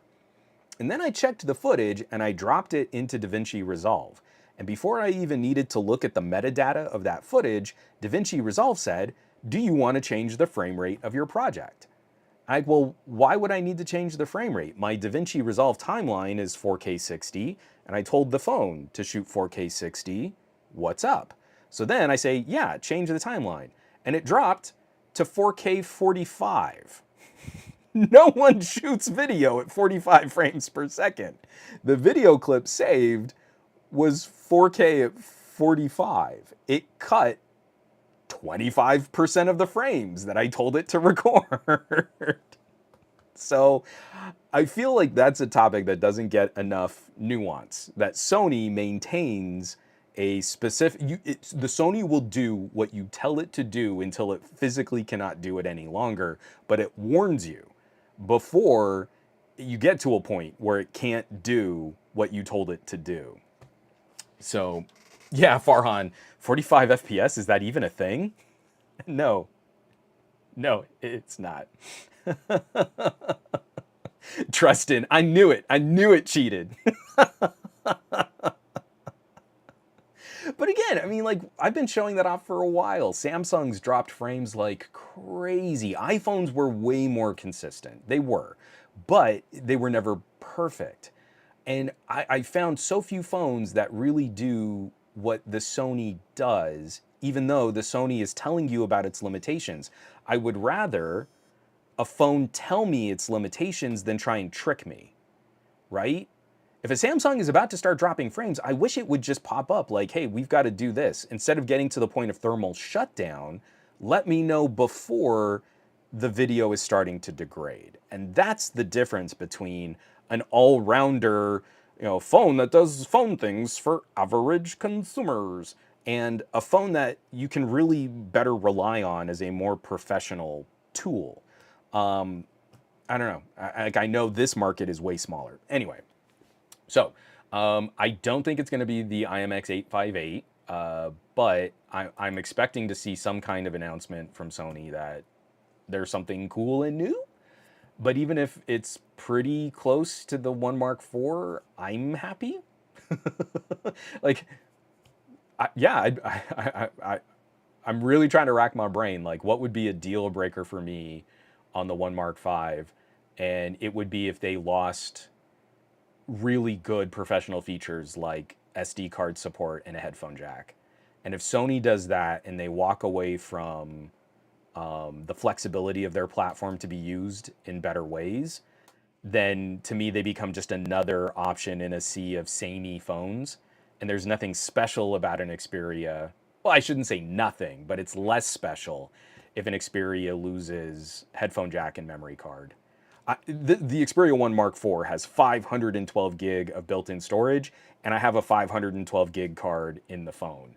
And let me tell you, getting an overall terabyte of storage, not that expensive. I mean, even when the phone was like full MSRP, pretty good. Can't upgrade any other phone like that. Can't take your 512 gig Samsung and add storage to it. That's not a thing. Really sucks. Really sucks. Yeah, and Fungi just said the same thing. Also, the Xperia is way more value because I already have a 512 gig SD card. Yeah, yeah. It's silly not to have it. No, let's get rid of SIM card trays because eSIM is going to be so better. And on the iPhone, you get no benefit for removing the SIM card tray. But eventually, we'll fill that space with other technologies. You know what? Maybe just keep a practical technology that adds a great consumer benefit. But oh no, one time I had an SD card fail. Oh, you can't, they're so unreliable. Don't buy garbage SD cards. So, Sony Xperia, very excited to be seeing that on the horizon. Also, and again, this one is another, this week's podcast is pretty much brought to you by Ars Technica. Kevin Purdy wrote up a quick thing. Who wants to talk about Steam Deck killers? Yeah? So Kevin writes, I for one welcome our new Steam Deck killing Windows running overlords. How the Asus ROG Ally and other handheld PCs could make Steam Decks even better. And so we got the full scoop on the ROG Ally. Windows 11, it's running a new AMD Ryzen Z1 chip. We've got up to 16 gig of RAM, up to 512 gigs of storage. The storage is upgradable. Got a reasonable weight, 608 grams, a full HD 120 hertz display, accessories, dual speakers, ROG's intelligent cooling system. Again, that seems like an offshoot of how ROG handles laptop cooling. This is very interesting to me because I shot a video loosely saying that Steam Deck killers did not exist. At the time I'd shot that video, we had seen a push for very boutique manufacturers doing these one-off handheld systems, aggressively trying to fight the Steam Deck, but then you'd get something that was like 5 to 8% more powerful in gameplay, but then at like twice the price. Or it's only $200 more expensive than the most expensive Steam Deck, and you can get 10 frames per second in this one game if you turn some of these settings down. And like, that's not a Steam Deck killer. Just because something is more powerful doesn't mean it kills the Steam Deck. What you have is a Steam Deck competitor, and Steam Deck competitors are very exciting. But to kill the Steam Deck, you have to arrive at a price and a performance with the same level of customization, the same level of controls, the same level of accessories in the ecosystem, and for me, the same level of repairability, where you can get parts and pieces and correct things that as the system ages, you can replace. Well, if we look to some of the rumors, this ROG Ally, fully spec'd out, 16 gig of RAM and 512 gig of storage, could land somewhere around $700, which is only like 50 bucks more than the top of the line Steam Deck. ROG has already addressed one of my main issues, upgradable storage. So we know there is going to be some degree of opening the case and replacing components. I don't believe, like when we see pictures of this thing in action, I don't believe it's going to be as customizable as the Steam Deck, because we don't have, like, we've got the thumbsticks, we've got the triggers, we've got the buttons, but we don't have the trackpads. So there are going to be some games, like especially more sort of like older PC style games, where I use those trackpads quite a bit. So, whoops, I don't even have it. There we go. So we don't have the trackpads. The Steam Deck is going to take a win for some of the versatility in how you can program the gaming experience for certain PC titles. That is not a huge selling point, but it is something to consider. And $50 difference. I have to believe Asus is going to have a better infrastructure for service, for repairability, for warranty than any of the boutique Steam Deck killers out there. I have to believe, given Asus's very high track record of support and maintenance on their ROG equipment, Asus takes the ROG label very seriously for their high-end gaming equipment. And if they put the ROG label on a phone, or if they put it on one of these portables, I believe, to me, that inspires a lot more confidence than a Kickstarter product that from a company I've never heard of before. I trust that ROG label more than I would trust a Kickstarter. This could be close. This could be really close, because if you can keep the tiers of storage to close to the pricing on the Steam Deck, and maybe we're talking $50 or maybe even $100 premium. So like, let's say you've got a 256 gig Steam Deck versus a 256 gig ROG Ally, and it's like a $75 price point. The performance of a new chip could be enough. The screen resolution and refresh rate could be enough to convince someone to bump up. Now, we got 120 hertz.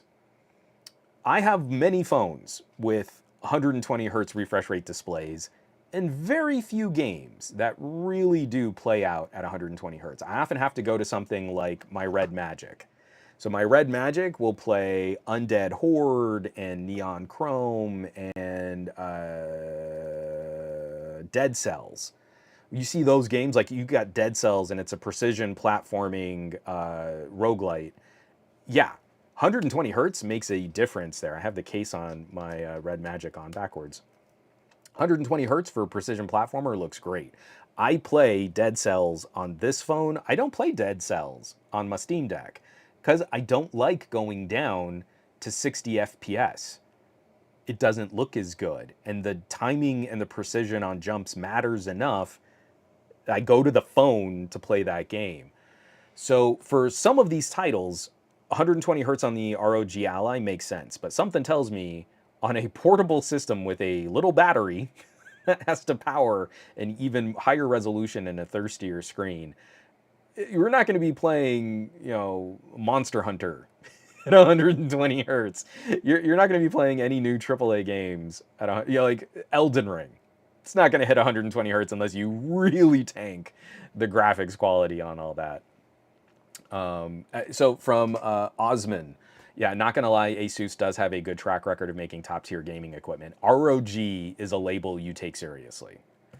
I've done so much work with Asus over the years, especially while I was at Newegg, and you know what? They've got representatives, they've got marketing, they've got people. When you talk to their engineers and when you talk to their reps, like they are so passionate about that PC building and DIY community, and like this is the motherboard and we listened to this feedback and we incorporated this and we heard your concerns and thermals and how you do that and these capacitors and these caps, and you're like, yeah, yeah, you see them directly interacting with their core user base in a way that not all companies can really match. And so if they put the ROG label on this, I feel like there's some trust there. Does it mean I'm going to toss my Steam Deck out the window? No. One of the other things I kind of like, I don't I haven't installed Windows on my Steam Deck. I'm playing games through a few games through the Epic Game Store, a few games through Good Old Games. I've bought a lot more games on Steam since buying the Steam Deck, so the Steam Deck's mission totally worked. But again, I also had a huge library of like Humble Bundle and Fanatical and like just tons and tons and tons of games that I've barely even cracked into. Um, I kind of like not having to interact with Windows. I know you can pick up your ROG Ally and you launch Windows, and then you can go into whatever launcher you want. You want to play an Epic game or a Steam game or a GOG game, great.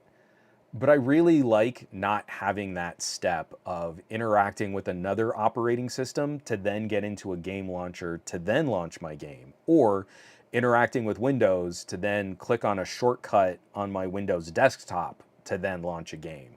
I really like the more console-like approach of SteamOS. So even though this is launching with Windows 11, I hope some intrepid software hackers and tweakers will pick this up and then go, yeah, but we could just nuke all the Windows stuff and put on SteamOS. That would make me even more interested in this. Like, it runs Linux if you want it to. You can tinker, you can install emulators, you can do all that fun stuff. Or you can just pin a browser to launch Game Pass if you want to do some game streaming. I've not been hurting for Windows. I really haven't. And I don't like the overhead of a full desktop computer grade operating system for something that's really going to be focused on gaming. And then if I need to do other kind of computery things on it, Linux has been phenomenal. Most of the apps and programs that I would really need to interact with, I can still do on Linux. I haven't needed Windows on a smaller, more power efficient platform like this. So yeah, $700. That's insane. That's crazy pants. Whew. Oh, hey, Ultra Ego. Thanks for jumping in. I appreciate that. So, Grounded Tech. I'm late, but good evening to you, Juan and chat. So, is that going to wrap us up? It is. That's all my links. I'm going to take another drink of coffee here and just kind of hope my voice. Questions. Where do we go from here? Do we want to talk Xiaomi 13 Ultra or do we want to talk about the OnePlus Pad? We can talk about the OnePlus Pad. I was just drawn into another conversation on Reddit where people were like, oh, it's got like the worst screen ever. I didn't even know they made screens this bad anymore because I only have the bestest OLEDs on my sub $500 tablets. So I'm going to drink this coffee and you let me know. Where are we going? OP Pad or Xiaomi 13 Ultra? Ready, break.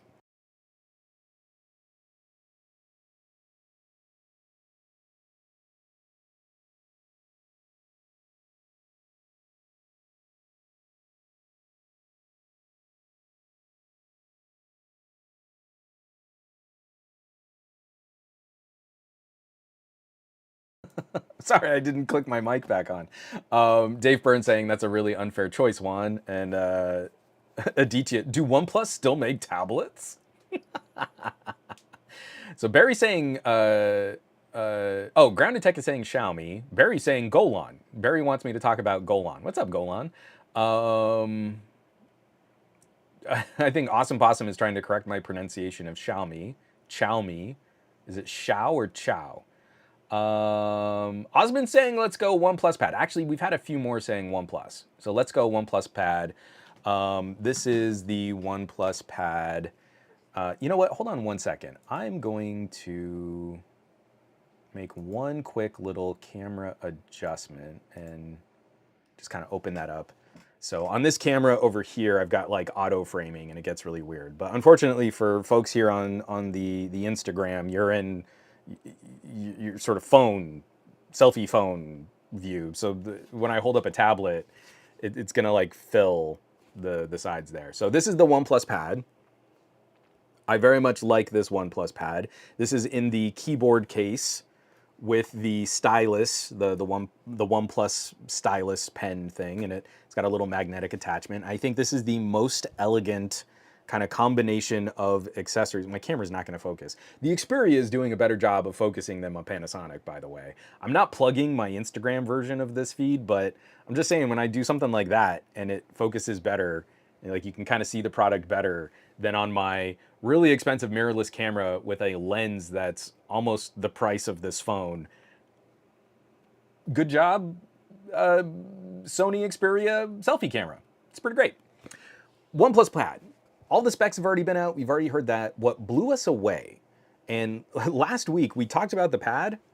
I had this tablet, right? I was under embargo. Couldn't talk about the tablet. This is the reality of being a tech reviewer, right? I often have things on my desk that I can't show you just yet until the company says the embargo has lifted. But the thing that they had not told us was the price. So I go through this spiel because I'm expecting a much higher price. I really thought in my brain this tablet was going to launch at $549. For some reason, that's the number that was in my brain.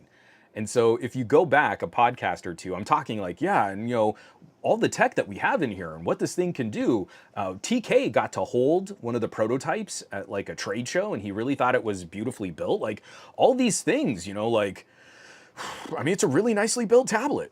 So I was willing to even consider this could launch as high as $599.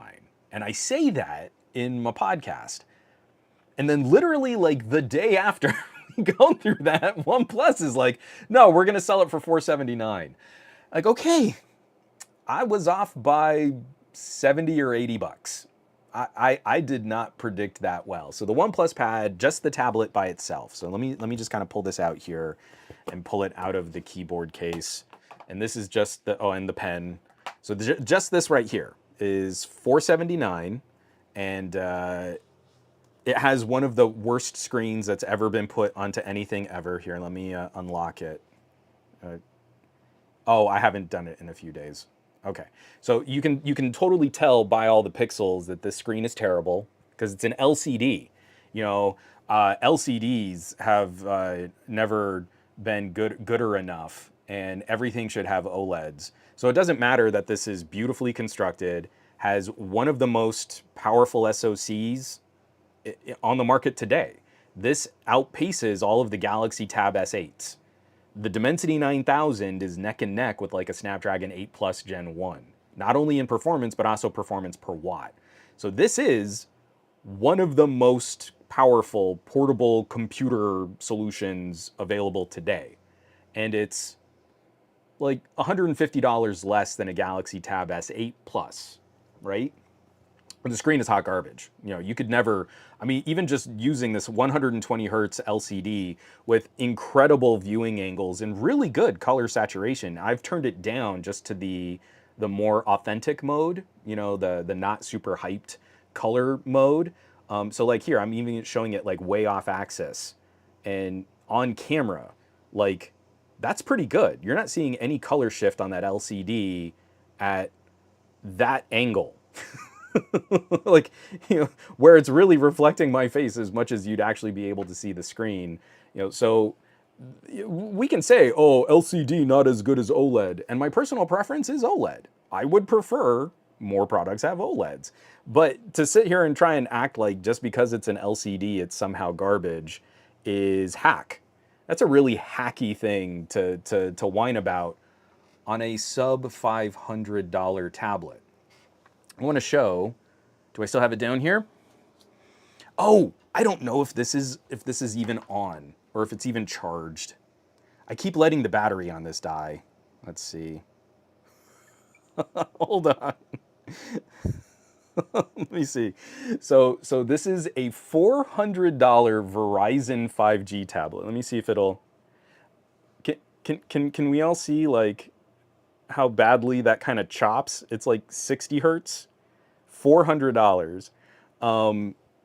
Significantly less powerful. Now, the OnePlus Pad does not have Verizon radios and antennas in there, but here, let me pull up something that's just a little more contrasty. Oh, I don't even think I have screen rotation on. Let's see. I'm doing it live. This is great. I didn't even do this in my video. Man, this UI is so slow. So like as soon as you kind of tip it, oh man, my camera's not really focusing. As soon as you kind of tip it, you can kind of see like how much you lose in the view.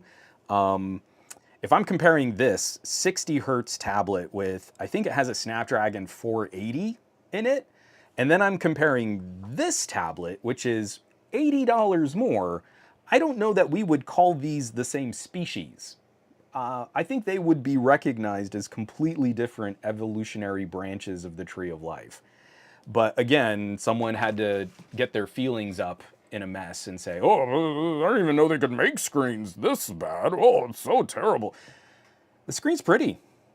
It would be prettier if it were the deep contrasty look of an OLED, but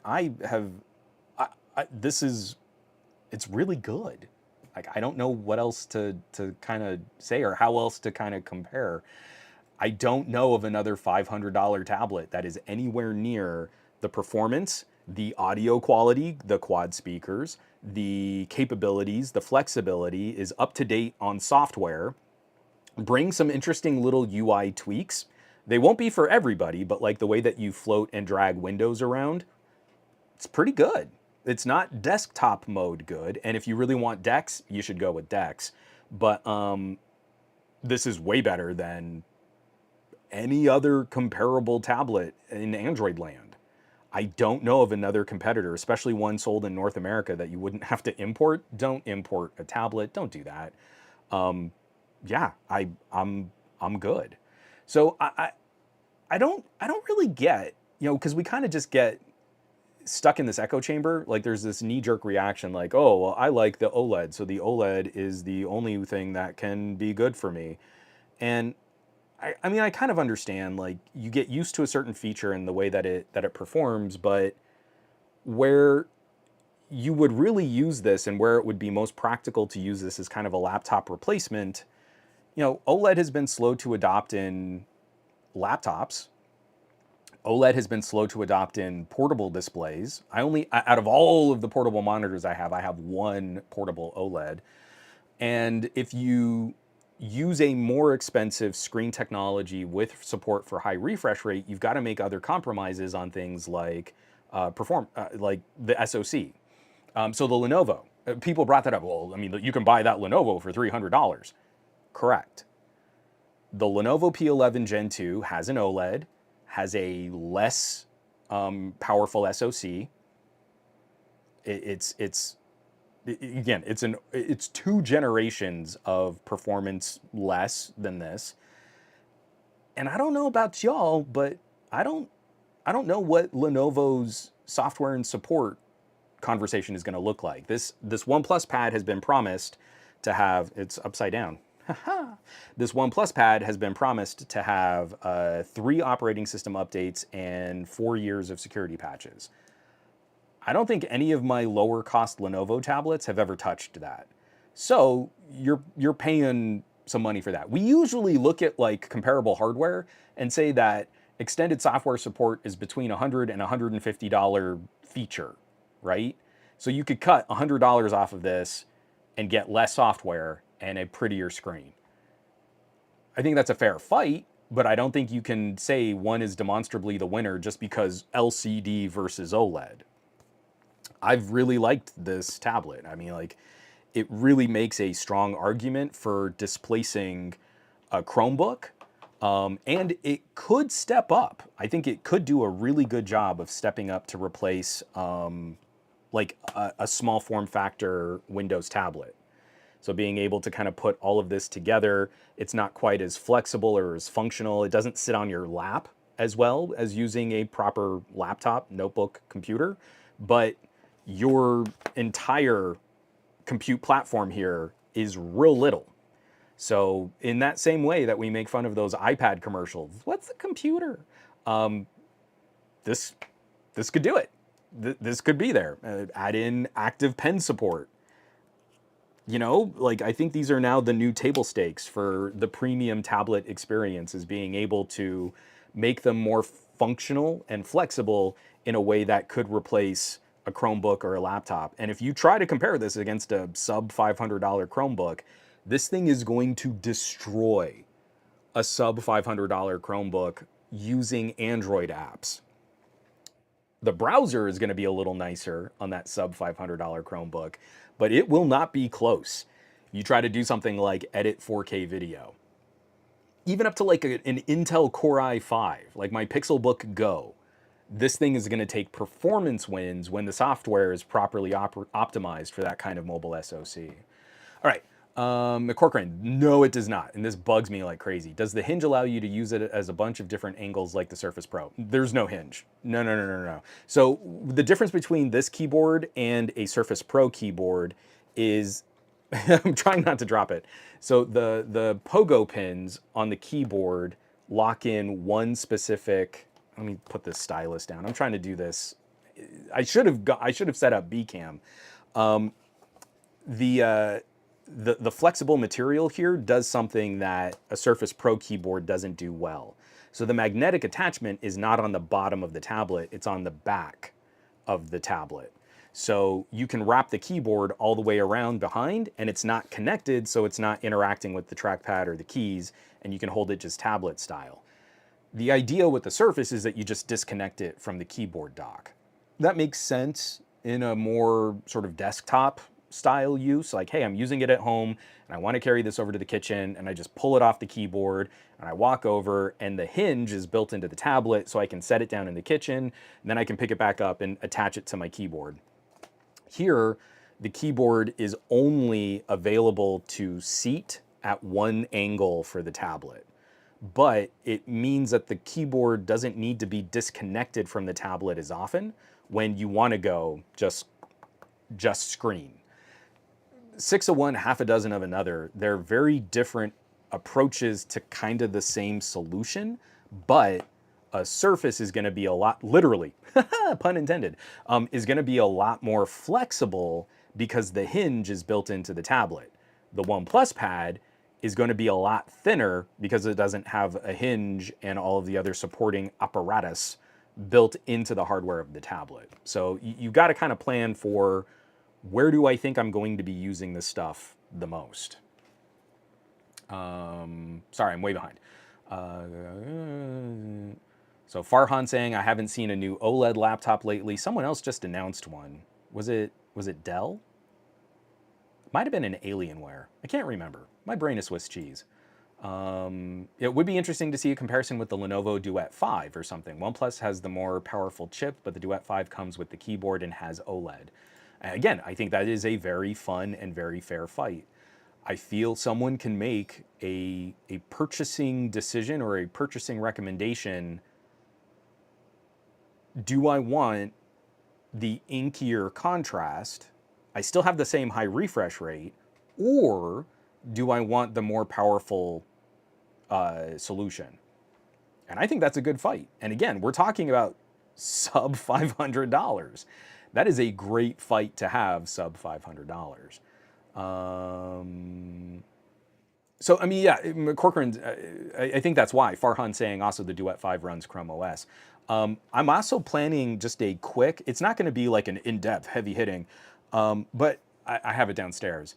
I also have the the Microsoft Surface Laptop Go 2, right? That's like you can kind of find them for around $500 or $600 depending on how savvy a shopper you are. The version I have, I think originally sold for like $7, but has dropped in price. 128 gigabyte SSD, 128 gigs of storage online, a little Intel Core i5 versus a Dimensity 9000. Like, what we would sell to a student for a student grade laptop versus a tablet, I think that's kind of a fun fight.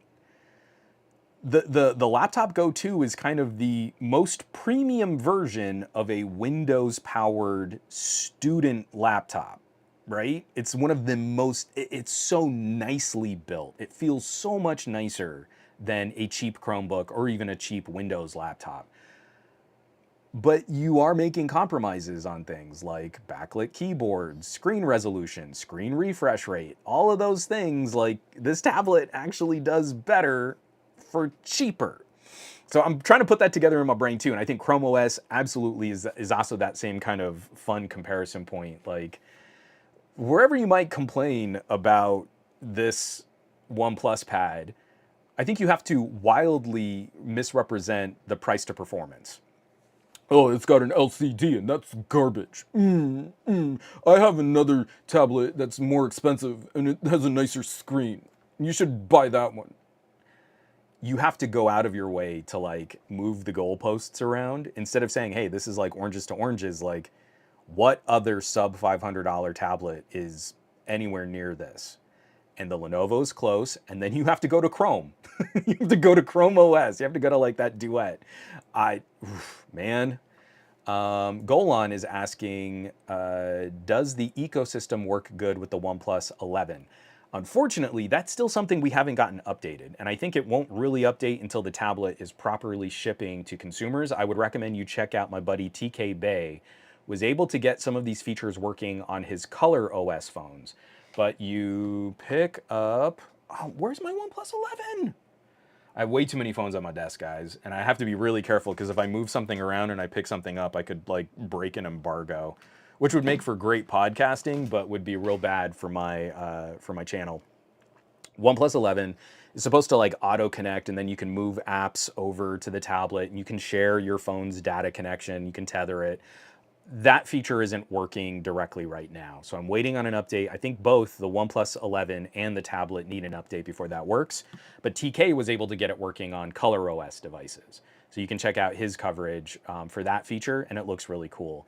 The OnePlus Buds have been awesome. So these are some of the best earbuds launched this year. You can tell OnePlus was really looking at the AirPods Pro 2, matching so many of the features. I think besting them in terms of audio quality, going dual driver. I really like what you can do to tune a dual driver earbud, and matching them for like the incredible noise canceling performance with spatial head tracking and support for LHDC for even higher quality audio streams. Multi-point has been awesome. So they're connected to my OnePlus 11, they're connected to my OnePlus Pad, transfer them back and forth. It's so nice. So like now we're looking at premium tier earbuds. You know, you've got AirPods Pro 2 for OnePlus devices, and they just popped up. Your saved device is available. And now my Sony is saying, do you want to connect to the OnePlus Buds Pro? OnePlus Buds Pro 2. So good. Really, really good. And again, we want to talk about ecosystem. A lot of these benefits are still available on other Android phones. I haven't found anything that is feature locked or feature specific to OnePlus. So unlike Galaxy Buds, where the highest quality audio stream is locked to Galaxy phones, if your phone supports LHDC, which more phones are now supporting, especially Xiaomi devices do a really good job of supporting this, like $50 to $80 less than AirPods Pro 2 for about the same perks and the same performance, and winning some of those performance battles over the AirPods Pro 2, that is fantastic buy. It's a great buy. So as an ecosystem, really the thing that OnePlus dropped the ball on was the watch. Well, let me take a drink of water here. Hold on. Oh, I almost dropped my water all over my keyboard. Again, would have been great for the show, but terrible for my production.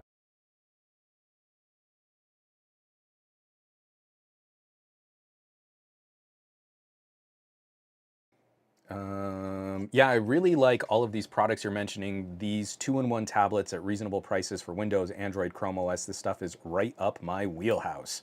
I mean, it's really fun stuff. And I don't want to discount, like, you could get a portable monitor or a laptop dock or even a wearable display and then plug in your phone. I mean, there's an argument to be made for, I have a tablet that does tablet things, and I have a phone that does phone things, and a computer that does computer things. Or you could pick up my Moto's way over there. You could pick up a Moto with Ready 4 and have all of those computers in one device. That's what's exciting to me is we have very specific competitive alternatives, and that it's not just a one size fits all solution. LFA reviews. Did someone say OnePlus Buds Pro 2? Oh, the spatial audio is locked to OnePlus. Oh, I thought that was opened up. Okay, so mea culpa. Apparently, spatial audio is locked, but I'll play with that too. Other than that, I guess everything else. So if you're worried about audio fidelity, it's not like the Samsung argument where the highest quality codec is locked to only Samsung phones. For the OnePlus Buds, the spatial head tracking is locked to OnePlus devices.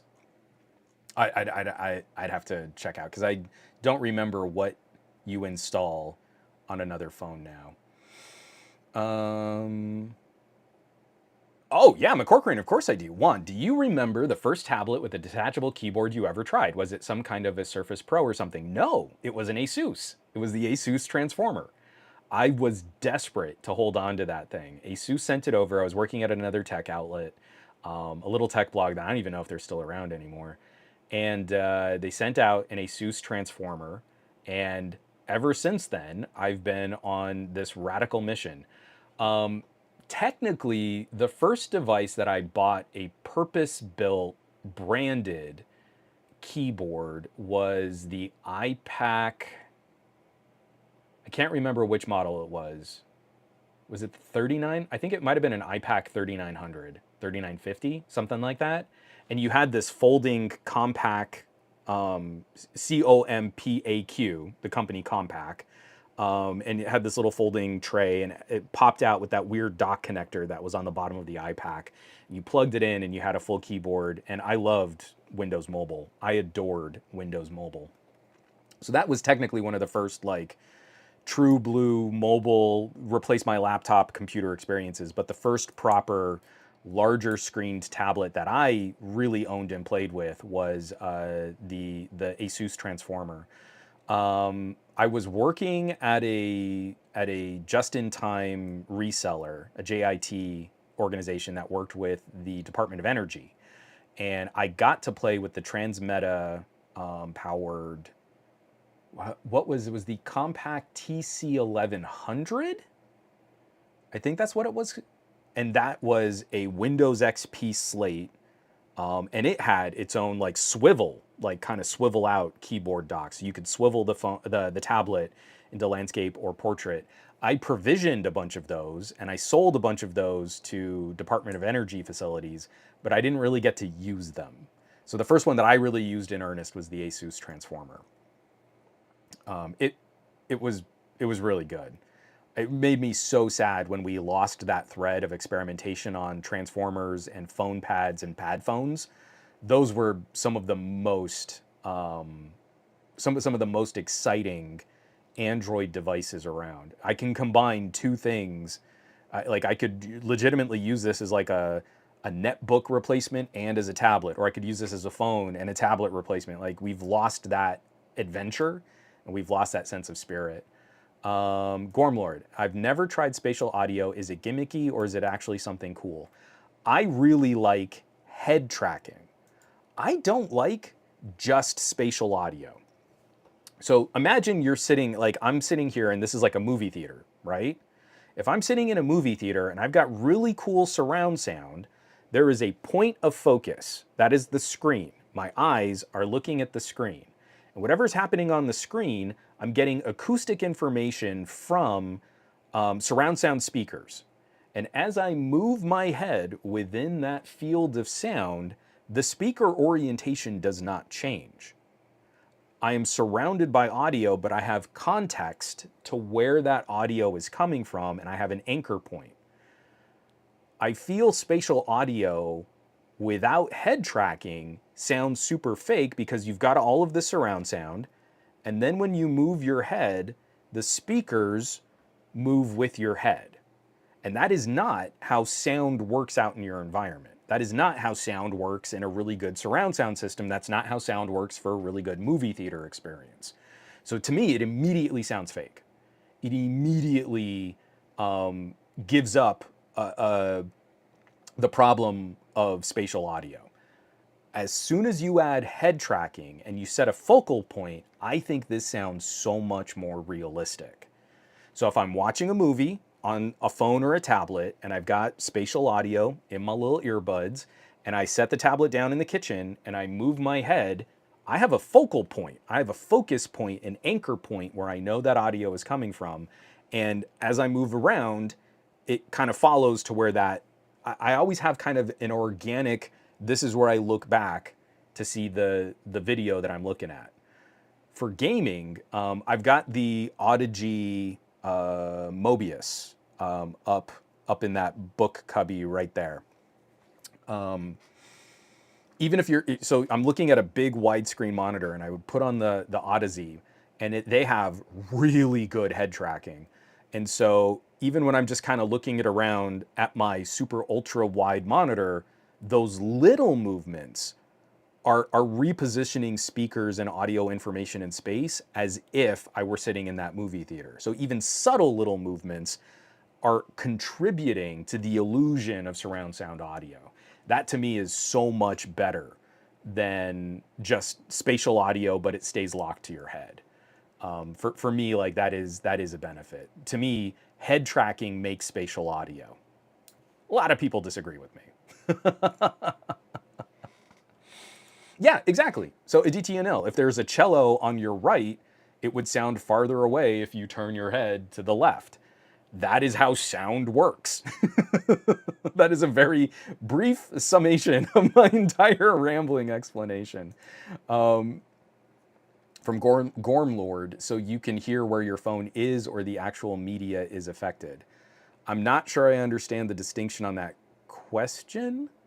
It doesn't do distance. We don't have distance in head tracking. So if I set up my tablet across the room and then I walk downstairs, it's not like I suddenly can't hear the tablet because I'm downstairs. So it doesn't do distance. That maybe that could be kind of interesting if like I set up the phone and I have surround sound and head tracking and then I walk across the kitchen and it sounds like it's distantly away at the angle. That could be kind of cool. Probably not that much better for the experience, but yeah, it's so you can hear where your phone is or the actual media is affected. Yes, to both, kind of, but not really. I don't know. I'm not entirely sure how to expand on that. All right, so OnePlus Pad, I've had very positive experiences with it so far, and I'm looking at doing a comparison with my Razer Edge. So this is my Razer Edge gaming tablet. This is a $399 starting price for a gaming focused experience versus a $479 experience for a general purpose computer experience. And then I'm also going to be doing a quick showdown with a student grade laptop. So I'm looking at the Microsoft Surface Laptop Go 2. So those videos should be coming to the public YouTube channel over the next, probably over the next 2 weeks.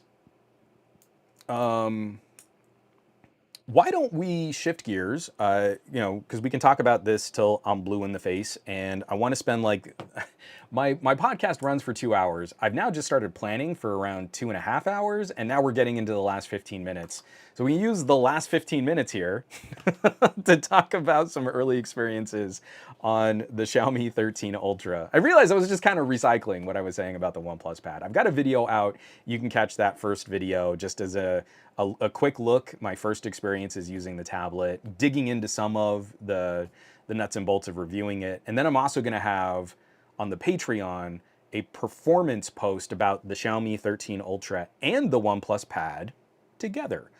So be on the lookout. That should be either tomorrow or Wednesday. But we've got the Xiaomi 13 Ultra. I'm going to take off the black case so you can see the pretty green underneath. And this is already high on the list for my favorite phone of the year. This thing is a stunning application of bleeding edge camera hardware and software. We've never seen anything like it, and it manages to create this level of excitement on top of where I was already crazy excited about last year's Xiaomi 12S Ultra. This is incredibly rare for me that I was this stoked for a phone last year, and then just as or more excited for the follow-up the next year. Increasingly, we look at a 1-year upgrade, and it's not that big a deal. This is a pretty substantial evolution of the same idea. If you have a Xiaomi 12S Ultra, you still have one of the most monstrous photography solutions in your pocket today, and then the Xiaomi 13 Ultra just takes all of that a step further. Someone left me a really snarky comment like, oh, I guess you don't have what did he say? I guess you don't have a Galaxy S23 Ultra to compare it against. And you're like, because it's not really much of a comparison. If we're talking about photography and camera equipment, the Note 23 is good. It's very good. The Xiaomi 13 Ultra is a completely different beast. It really is fundamentally different than what Samsung has been coasting on, where the Note 23 feels a lot like the Note 22, which feels like an evolution, an iterative update over the S21 Ultra. We haven't really pushed the boundaries on Samsung cameras to any great degree over 4 generations of phones. And if we look at the Mi 11 to the 13 Ultra, we see radical adoption of technology and incredible application of software. So, yeah, I had to leave the snarky retort because it's not a comparison. It's not a fight. The Note 23, very good. You have very good cameras on that phone. You should be very happy with those phone cameras. If you're telling me you want the absolute best pocketable photography content creation solution today, you got to look at the 1-inch camera phones. You've got to look at the Vivo X90 Pro and the Pro Plus. You've got to look at the Oppo Find X Pro, and you've got to look at the Xiaomi 13 Pro and Xiaomi 13 Ultra. And all of them take wins and important philosophical differences above what Samsung and Apple are doing in North America. We're now 2 years behind. Unless Apple shocks us with a 1-inch camera sensor phone, which is probably not going to happen, the United States is 2 years behind the rest of the world for the exciting trend in smartphone photography. So I took the Xiaomi 13 Ultra down to the beach. It is remarkably good at catching action. You have an HDR processing after effect. You push the shutter button, and if you're in really bright conditions or really high contrast conditions, you see that processing. It's similar to a Pixel 7 Pro or a Galaxy Note 23. You get the image, and you can see in the preview that it's still working on it, and then the image kind of pops, and you see all the finishing. So you definitely contend with that. Xiaomi has included a phenomenal buffer on this phone that is almost but not quite Sony good. So Lex is down at the beach, and I can't really screen share this because I don't share photos of Lex publicly on social media. But in a way that I would never have been able to, and I don't even know if I'll be able to get the exposure because the screen is so bright. The screen is really bright. I don't know if y'all knew this about, yeah, okay, you can kind of see that. So Lex at the beach, it's bright, so I get to work with a really fast shutter, but that's not enough. If you hit the shutter too many times, a lot of phones will start to buffer up photos, and then it works to process those photos, and then you eventually gray out the buffer and you can't keep shooting. A Pixel 7 does this after about 6 shots. A Vivo will do it after about 12, but it can chew through those photos really quickly. It doesn't slow you down as bad as a Pixel. I can't remember on the Samsung. I think it'll buffer pretty well. But what the Xiaomi was doing was just incredible. She's running full clip. This is from one of the telephoto sensors, and I'm just going pop, pop, pop, pop, pop, pop, pop, pop, pop, pop, pop, pop, pop, and it is not slowing down. It was cool at the beach, so it wasn't like a thermal issue or a processing issue, but I want to run through those again. So this is from the main wide camera.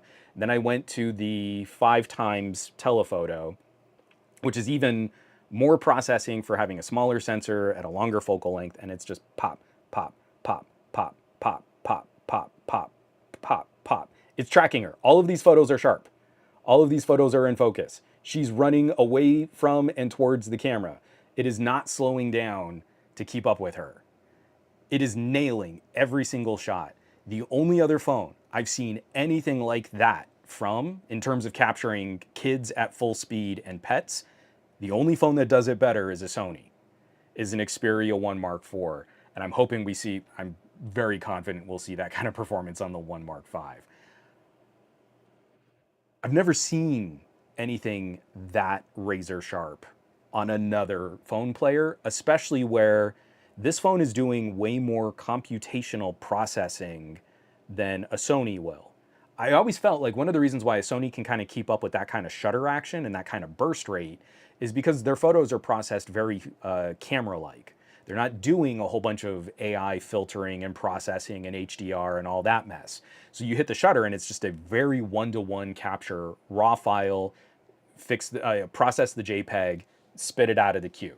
Raw file, JPEG, spit it out of the queue. This feels way more like it's doing that HDR stack, and it's processing, and it's keeping up with that immediacy of shutter action, which is a very different feel than what I'm used to on any other phone. Like I said, even a Pixel, really good at capturing a moment. You don't get a lot of second chances. A Vivo, way better at processing HDR, and you feel like you can run a bunch of photos. Your kid's running around and it's Halloween and it's kind of dark, it's dim, it's dusk, they're in crazy costumes, and you get the autofocus, it's locked on your face, and you get a couple tries. You get a couple tries to get that photo. They're mostly just motion blur at night. The Xiaomi was just nailing it. So I was very impressed with that. The 4K video is phenomenal. We were at the beach. I've got a bunch of these like little clips because I couldn't land. So I was like standing out at the beach like a total rube, like trying to shoot video of people surfing. And I kept missing like people really getting a good wave, a good curl, like all the way back to the beach. So I've got a lot of these little like 5 and 6 second clips of like surfers kind of hitting the water. And like I think this is one of the best, and it's a boogie board, and just kind of like coasting all the way in, and the wave overtakes them. So I got a lot of stuff like that you're going to see. The ultra wide performance has been solid. I'm sorry that this is so difficult to kind of show on camera, but we saw this little ladybug. I'm going to share this on the Flickr because it's this adorable little ladybug on a piece of driftwood with the beach in the background, and just like that's a stunning image. And I mean, it's not a macro shot. It's not like close up on the ladybug because I wanted to get the driftwood and the beach, but you can just see like this is already at a 2x zoom, and then you can zoom way in, and the ladybug is crazy sharp and crisp. And so this would be like the equivalent of a 5x zoom crop from that main camera sensor. And it's absolutely not something you can do on a Pixel, absolutely not something you can do on a Samsung. This photo's already been processed. This is not a raw file. This is not any other image manipulation or AI processing or anything. HDR photo's done. It was already at a 2x zoom to get this, and then you can get up that close on the ladybug, and that could be its own photo right there. That's the fundamental difference, the pixel level detail advantage of going to a 1-inch type sensor. The pixels binned on this phone are bigger than the pixels on a Panasonic Lumix GH6 professional grade mirrorless camera. The sensor level performance is nipping at the heels of micro 4/3 cameras. and you see it on display every single time you take a photo. So then you add a variable aperture. It's just blowing my mind. Stopping down to f4, and it gives you that little bit of extra sharpness. It's about 2 stops different from the main wide open aperture. It's not revolutionary. It is not. It is not a radical difference going from f1.8 to f4 on a phone sensor, but you do a little pixel peeping or you do a 2 times zoom, a 2 times crop, and f4 is just so crazy sharp. You lose those last kind of vestiges of fringing and flaring at the borders and edges of your subjects. You lose kind of some of that hazy effect just before objects start falling out of focus. It's just so crisp and it's just so immediate. And the only thing that's kind of a bummer is I hate the way that Xiaomi does the menu on the aperture, because it's like 3 steps to get it to switch aperture. So if you're lining up your shot, here, let me get into the camera. And let me get into photos. I might even be able to show this. So if you're lining up your shot, here's a really great photo of my armpit. And I'm trying to do this mirror image. Come on. You have to pull up this menu. So you pull up this menu, and then you tap the aperture menu. And then you get the ability to toggle the aperture. And you can go auto. Don't go auto. Don't let the phone decide. You pick. And so then you say, hey, I want f4. But the menu stays in place. So then you have to tap on your screen again. That entire process, if you're trying to compare f1.9 to f4, you have moved the phone too much to get the same exact field of view. And then you have to retap to focus after all of that. I really wish we had aperture control in the top dock, just like we had at launch. At launch, we had a little button at the top that could toggle f1.9 or f4, and then the first update to this got rid of it. And it killed me, because that was way better. It was way better than what they came up with after that first major like launch update for the phone. I'm telling you, if the only requirements you have for photography are pull phone out of pocket, push red button for shutter, and put phone back in pocket, you should not be spending more than Pixel 6a money on a phone. Like, stop buying above that, because genuinely the best experience for phone out of pocket, push shutter, put phone back in pocket is a Pixel 6a. I bet the Pixel 7a is going to be very good too. And if you want to get a little fancier, you can step up to like a Pixel 7 and get the larger image sensor, but you don't get much from that better hardware if your experience is that streamlined, that point and shoot. If you pull your phone out of your pocket and you tap on someone's face, because you really want to make sure that the phone is specifically focusing on one subject and you care about nailing the focus on that one subject, and then you angle your phone slightly so that you can frame a part of the background against your subject, and you have an idea for all of that, and then you push your shutter, that's when you start having good reasons to spend a little bit more on a phone. That's where spending for a Pixel 7 Pro starts to make more sense, or even a Pixel 7, going from a Pixel 6a to a Pixel 7 to a Pixel 7 Pro. The second you have some idea of framing or composition, or you're trying to do something like shooting a candid across a dark living room, right? When I got to visit my nephew for the very first time in the middle of the pandemic, and we were all terrified about spreading disease, and my sister has cats, and I'm deathly allergic to cats, and I'm wearing a mask. I had the Pixel 6 Pro, and there was just this one shot of my brother-in-law holding my nephew, and it's across their living room. And my nephew is laughing, that little chubby-cheeked baby laugh, like that little baby guffaw. And my brother-in-law's eyes are just sparkling, like you could not see more love between a father and a son. And how dumb would that have been for me to shove a phone in his face and try and get a close-up photo? But I'm across the living room and I switch to the telephoto and the Pixel nails this low light, indoor, dimly lit moment. And I got to stay way far back and I got to see it even better for using my telephoto camera than even if I had just been using my eyes. That's where you start spending up. When you want to do things like that, that's where it makes more sense to go from a Pixel 6a to a Pixel 7 or 7 Pro. When you really want to start creating content, that's where you start looking at the ultra tier phones. That's where a Vivo Pro Plus makes more sense. That's where a Xiaomi Ultra makes more sense. That's even where a Samsung Note 23 makes more sense. And that's the part of the conversation we keep losing. This phone is fine in a very average, basic point and shoot, just click the shutter button, auto HDR kind of operation. But I don't think you get that much out of it than if you'd had a $400 Pixel.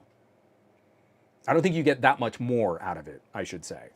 The $400 Pixel is going to do the out-of-pocket shutter back-in-pocket action as good or better in many situations. But the second you start framing, adjusting, looking at your background, looking at your subject, considering the difference between nice portraiture or action candid photography or sports, crafting the look of the video so that it complements a certain idea or a look. We were at the beach on a really gray day. I'm gonna be adding a bit more contrast to some of those photos. I really want the gray of that beach day to be felt. And then the brightness of my daughter's face kind of popping off the background of a platinum silver Pacific Ocean and gray clouds that were raining off in the distant horizon. I want the feel of that to matter. That's where the Xiaomi 13 Ultra shines.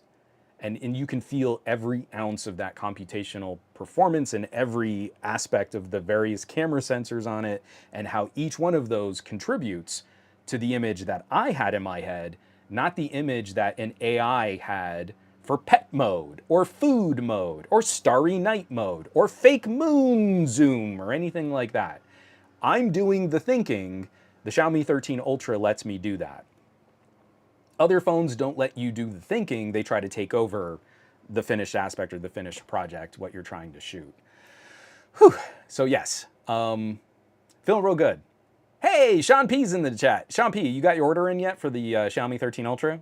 I know we're kind of teasing you a little bit, but have you cracked yet, or are you waiting on the? Are you going for the international? I think it's totally fair if you're going for the international. If you're not really concerned about the international, then I hope you've got your order in now.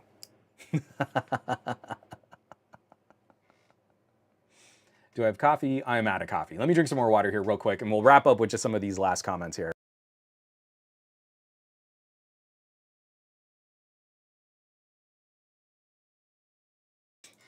Oh, Sean P, you are killing me.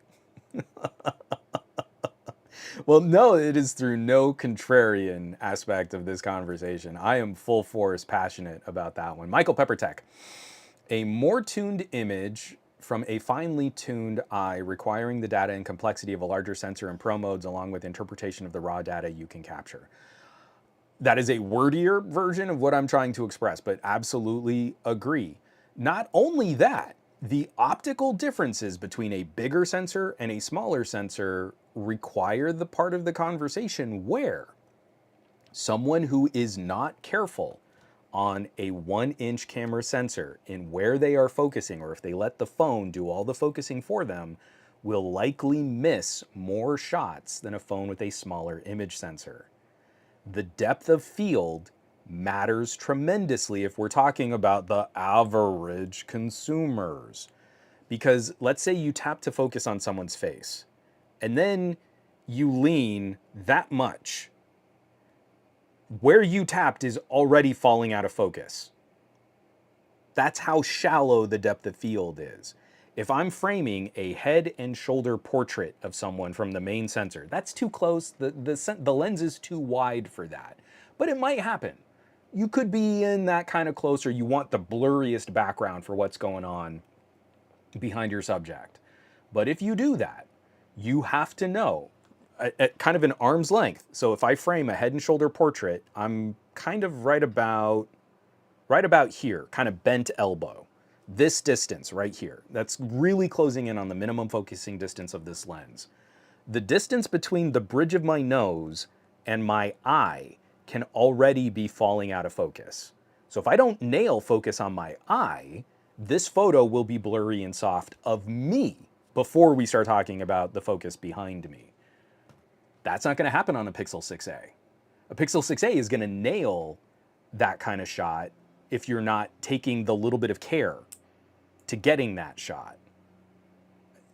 We don't talk about this stuff as to what really will benefit the consumer. We talk about this stuff for whatever is going to be popular on YouTube's algorithm so that we make the most money on our YouTube videos. But anyone who's trying to sit there and say that you need a Note 23, a Galaxy S23 Ultra to have the gooder cameras, you might be falling into a trap where it really isn't a better camera for your needs. Oh, you got to have the iPhone 14 Pro. Those have the best cameras. You could be falling into situations where those cameras are not complementing your style of photography or your needs as a consumer. And surprise, surprise, you got to spend significantly more money on those cameras. You got to spend more on cameras that work for you less if you don't really talk about what these things are built to accomplish with just the littlest of nuance. It's the same thing. I'm streaming this on an Xperia 1 Mark IV. For the Instagram feed, I'm streaming this on my main camera for the Twitch feed. But the Xperia doesn't have this crazy 1-inch type sensor, but guess what? The Xperia is way better at speed. That autofocus lock, 4K at 120 frame per second video, it is a speed demon. And that's why it's a professional grade camera. And you can do incredible slow motion video with it. You know, take 4K 120, slow it down to 30 frames per second. It is a different pro tier aspect of photography and videography than what Xiaomi is trying to accomplish. So, it's a lot. The Xiaomi 13 Ultra camera review is going to take me a bit because it is 4 really good cameras on the back of that phone. It's a lot. Every setup that I do requires multiple exposures. I want to test the difference between Leica Authentic and Leica Vibrant. I want to look at the different video features and what's going on with the audio when I'm doing video capture and what difference does the HDR toggle make. And then I get to the main sensor and I've got to say, well, is this a situation where I wanted to use f1.9 or is this a situation where I wanted to use f4? And like, every part of that. So if I do one setup of a flower photo for my camera review, that's like 10 photos that I might need to take to get every permutation of color processing, HDR processing, aperture, and pro versus, oh, and there's a new expert RAW mode. So this is the first time Xiaomi has done a more computationally aggressive DNG like Samsung Expert RAW and Vivo Super RAW and Apple Pro RAW. They're not RAW. They're not real RAW. They're HDR images, but they're saved in a DNG container. So then I've got to look at the difference between manual JPEG, manual traditional RAW, and manual Expert RAW. And that's 3 other photos that I've got to take. And then I can do the permutation of, do I want Expert RAW f1.9 or Expert RAW f1.8 or Expert RAW f4? Do I want Expert RAW Leica Authentic f1.8? Do I want Standard RAW Leica Vibrant f4? That's just in the manual mode for the main camera sensor. So this camera's gonna be working me real hard for a little bit. This is not going to be a phone where I'm immediately going to put out like, and this is the full camera deep dive. It only took me 3 days. Anyone who's putting out a review on this phone is lying. Because we know the next couple software updates are going to improve and adjust a whole bunch of stuff. We know they are not familiar with this camera app. I have shot on Xiaomi now pretty heavily over the last year thanks to the 12S Ultra. There is no way they have followed all of the differences of what the camera app can do. A review right now is a lie. There is no way you know what this is going to do. So Osman Kaluj, what is the difference between those types of RAW and something like the Xperia RAW? Okay, so a Sony Xperia shoots very much like a camera. You push the shutter button and the phone will take all of the image data on the sensor and put it in a container called the DNG. And that's a larger bucket of data. It's not a very pleasant image, but you use that data to edit, and then you arrive at the JPEG that you really want to share and save. That's the finished image. A Xiaomi has that same ability too. You push the shutter once, it sucks up all of the information in that moment from the sensor. It doesn't do anything to it. It is raw data. These new processed modes are like taking a bracket. So expert raw, super raw, pro raw, they're not raw. They are heavily processed images, but they take a stack of exposures. I don't know how many, each manufacturer is a little different, but it's usually around 3 to 7 individual raw images that are all stacked and smushed together. And then processing is applied, HDR effects are applied, there's noise removal that scrubs out noise from the images, and then all of that information is repackaged into a DNG. Expert raw is not raw, super raw is not raw, pro raw is not raw. It's like shooting a bracket, so it's a shortcut. You take a mirrorless camera, you can shoot a bracket. That's where you change the exposure. You start with a really dark image, and then you move to a really bright image over 3 to 5 separate shutters. We are now doing that in phones, handheld, and with one shutter press. So that's what it's trying to accomplish. So you have the regular raw mode, the traditional raw mode, and that is one image, raw data, good to go. Then you have this stacked DNG mode, which is called expert raw, and it's like a shortcut. So instead of taking a bunch of raw files to your computer, having your computer smush all the data together and then editing on like Lightroom, or I use Affinity for photo editing, the phone is doing that in camera for you. So it's just a shortcut. You don't have to then take a bunch of files to another computer to start editing. You can start editing directly from the expert raw. So Xiaomi has never done an expert raw before. This is the first year that they've done a processed DNG file. It's a lot. There's a lot going on. It's real tough. Oh, Malik, yeah. I like the in-depth insight on the 13 Ultra. It sounds like more and more of these 1-inch sensor phones are categorized as the photo enthusiasts phones. We do not categorize phones well. Look at every review where it's like, but average consumers will use this phone and only do the basics. Look at this stream. I've talked about the Sonys. Those are heavy videography focused and action photography focused devices. I've held up the Vivos and the Xiaomi Ultras and the 1-inch camera sensor phones, and those are heavily photography focused with great video features. We've talked about Samsungs and iPhones being kind of all-rounder camera platforms. We've talked about Pixels being the best streamlined point and shoot camera experience. These are all fundamentally different photography experiences and video experiences. And we haven't even touched on like the rest of the phone. What makes the rest of the phone different? If you're telling me you want content creation capabilities, you got to go to 1-inch type sensors. If you're telling me you want gaming capabilities, we have purpose-built gaming phones.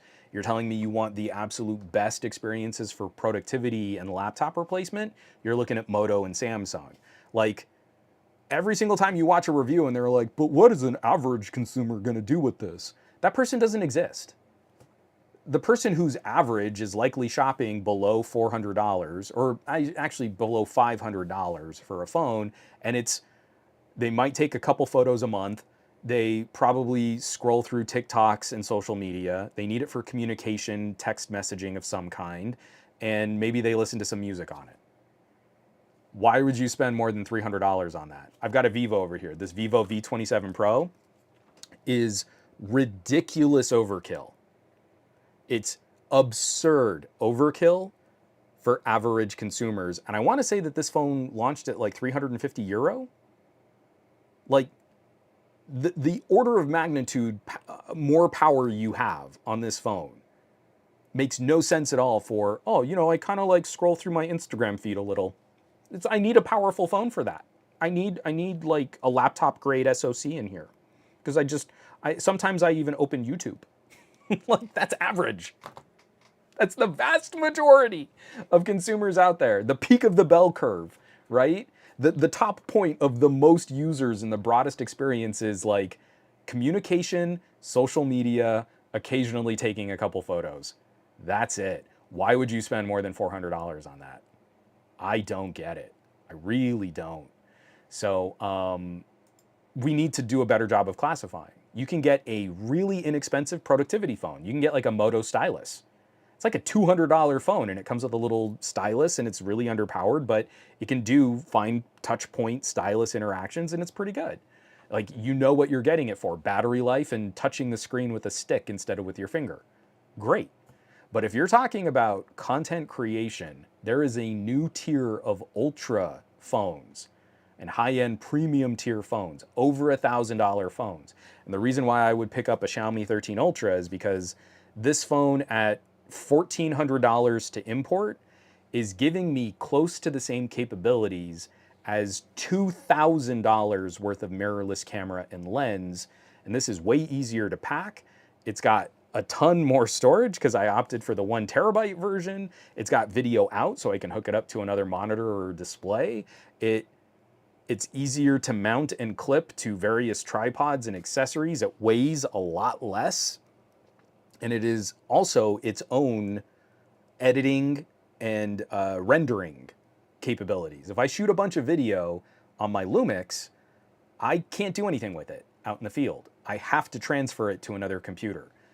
As I was shooting video on my Xiaomi, I was able to drop that into a LumaFusion timeline and get my little family beach day trip mostly cut up at the beach.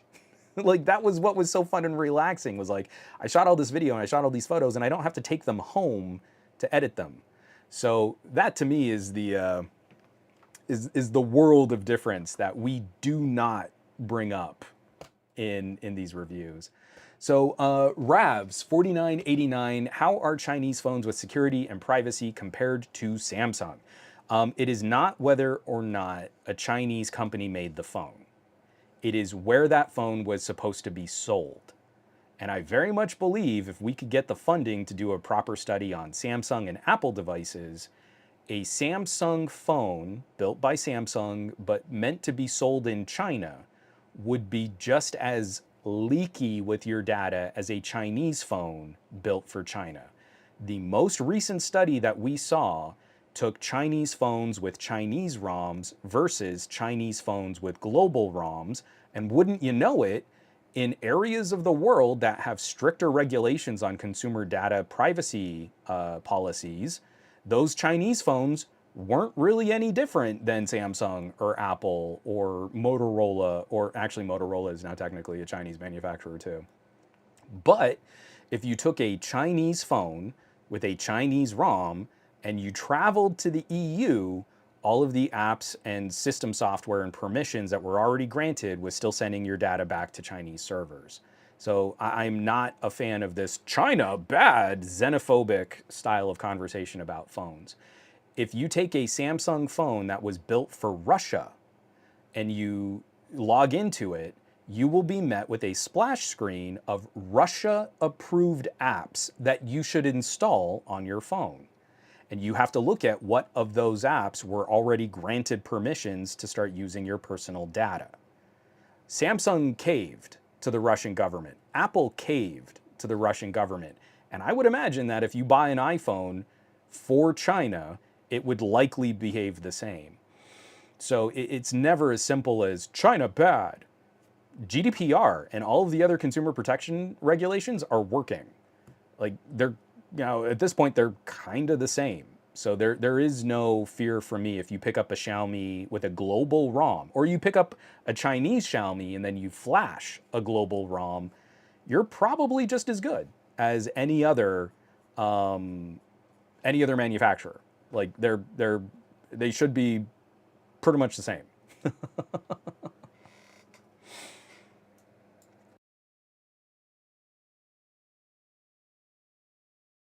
But we got to wrap this up. I am so sorry. We've got so much chat going on, and like I said, this week was crazy for the news. This was a fun experiment. I think I'm going to try and also just keep a phone going for the stream just to wrap us up, because my 2-hour podcast is now closing in on 3 hours. I want to see from 92% on the Sony Xperia 1 Mark IV to 54% with 3 hours. 3 hours of streaming over Wi-Fi. No thermals, no stutters, no hiccups that I could find. I'm really digging this. Android 13 on the Xiaomi. Android 13 on the Xperia 1 Mark IV has been surprisingly solid. Phone is still hot. 8 Gen 1 is still thirsty. You can run it down when you're on 5G, but this Wi-Fi performance has been fantastic. And again, doing all this without any hiccups or any issues with battery life. 3 hours, and I'm only down to 50%. Whew. Not bad. Not bad at all. All right, folks.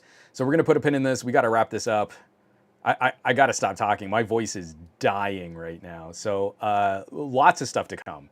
I have so many videos in the pipeline right now. Vivo comparisons. I've got the laptop and tablet comparisons for the OnePlus Pad.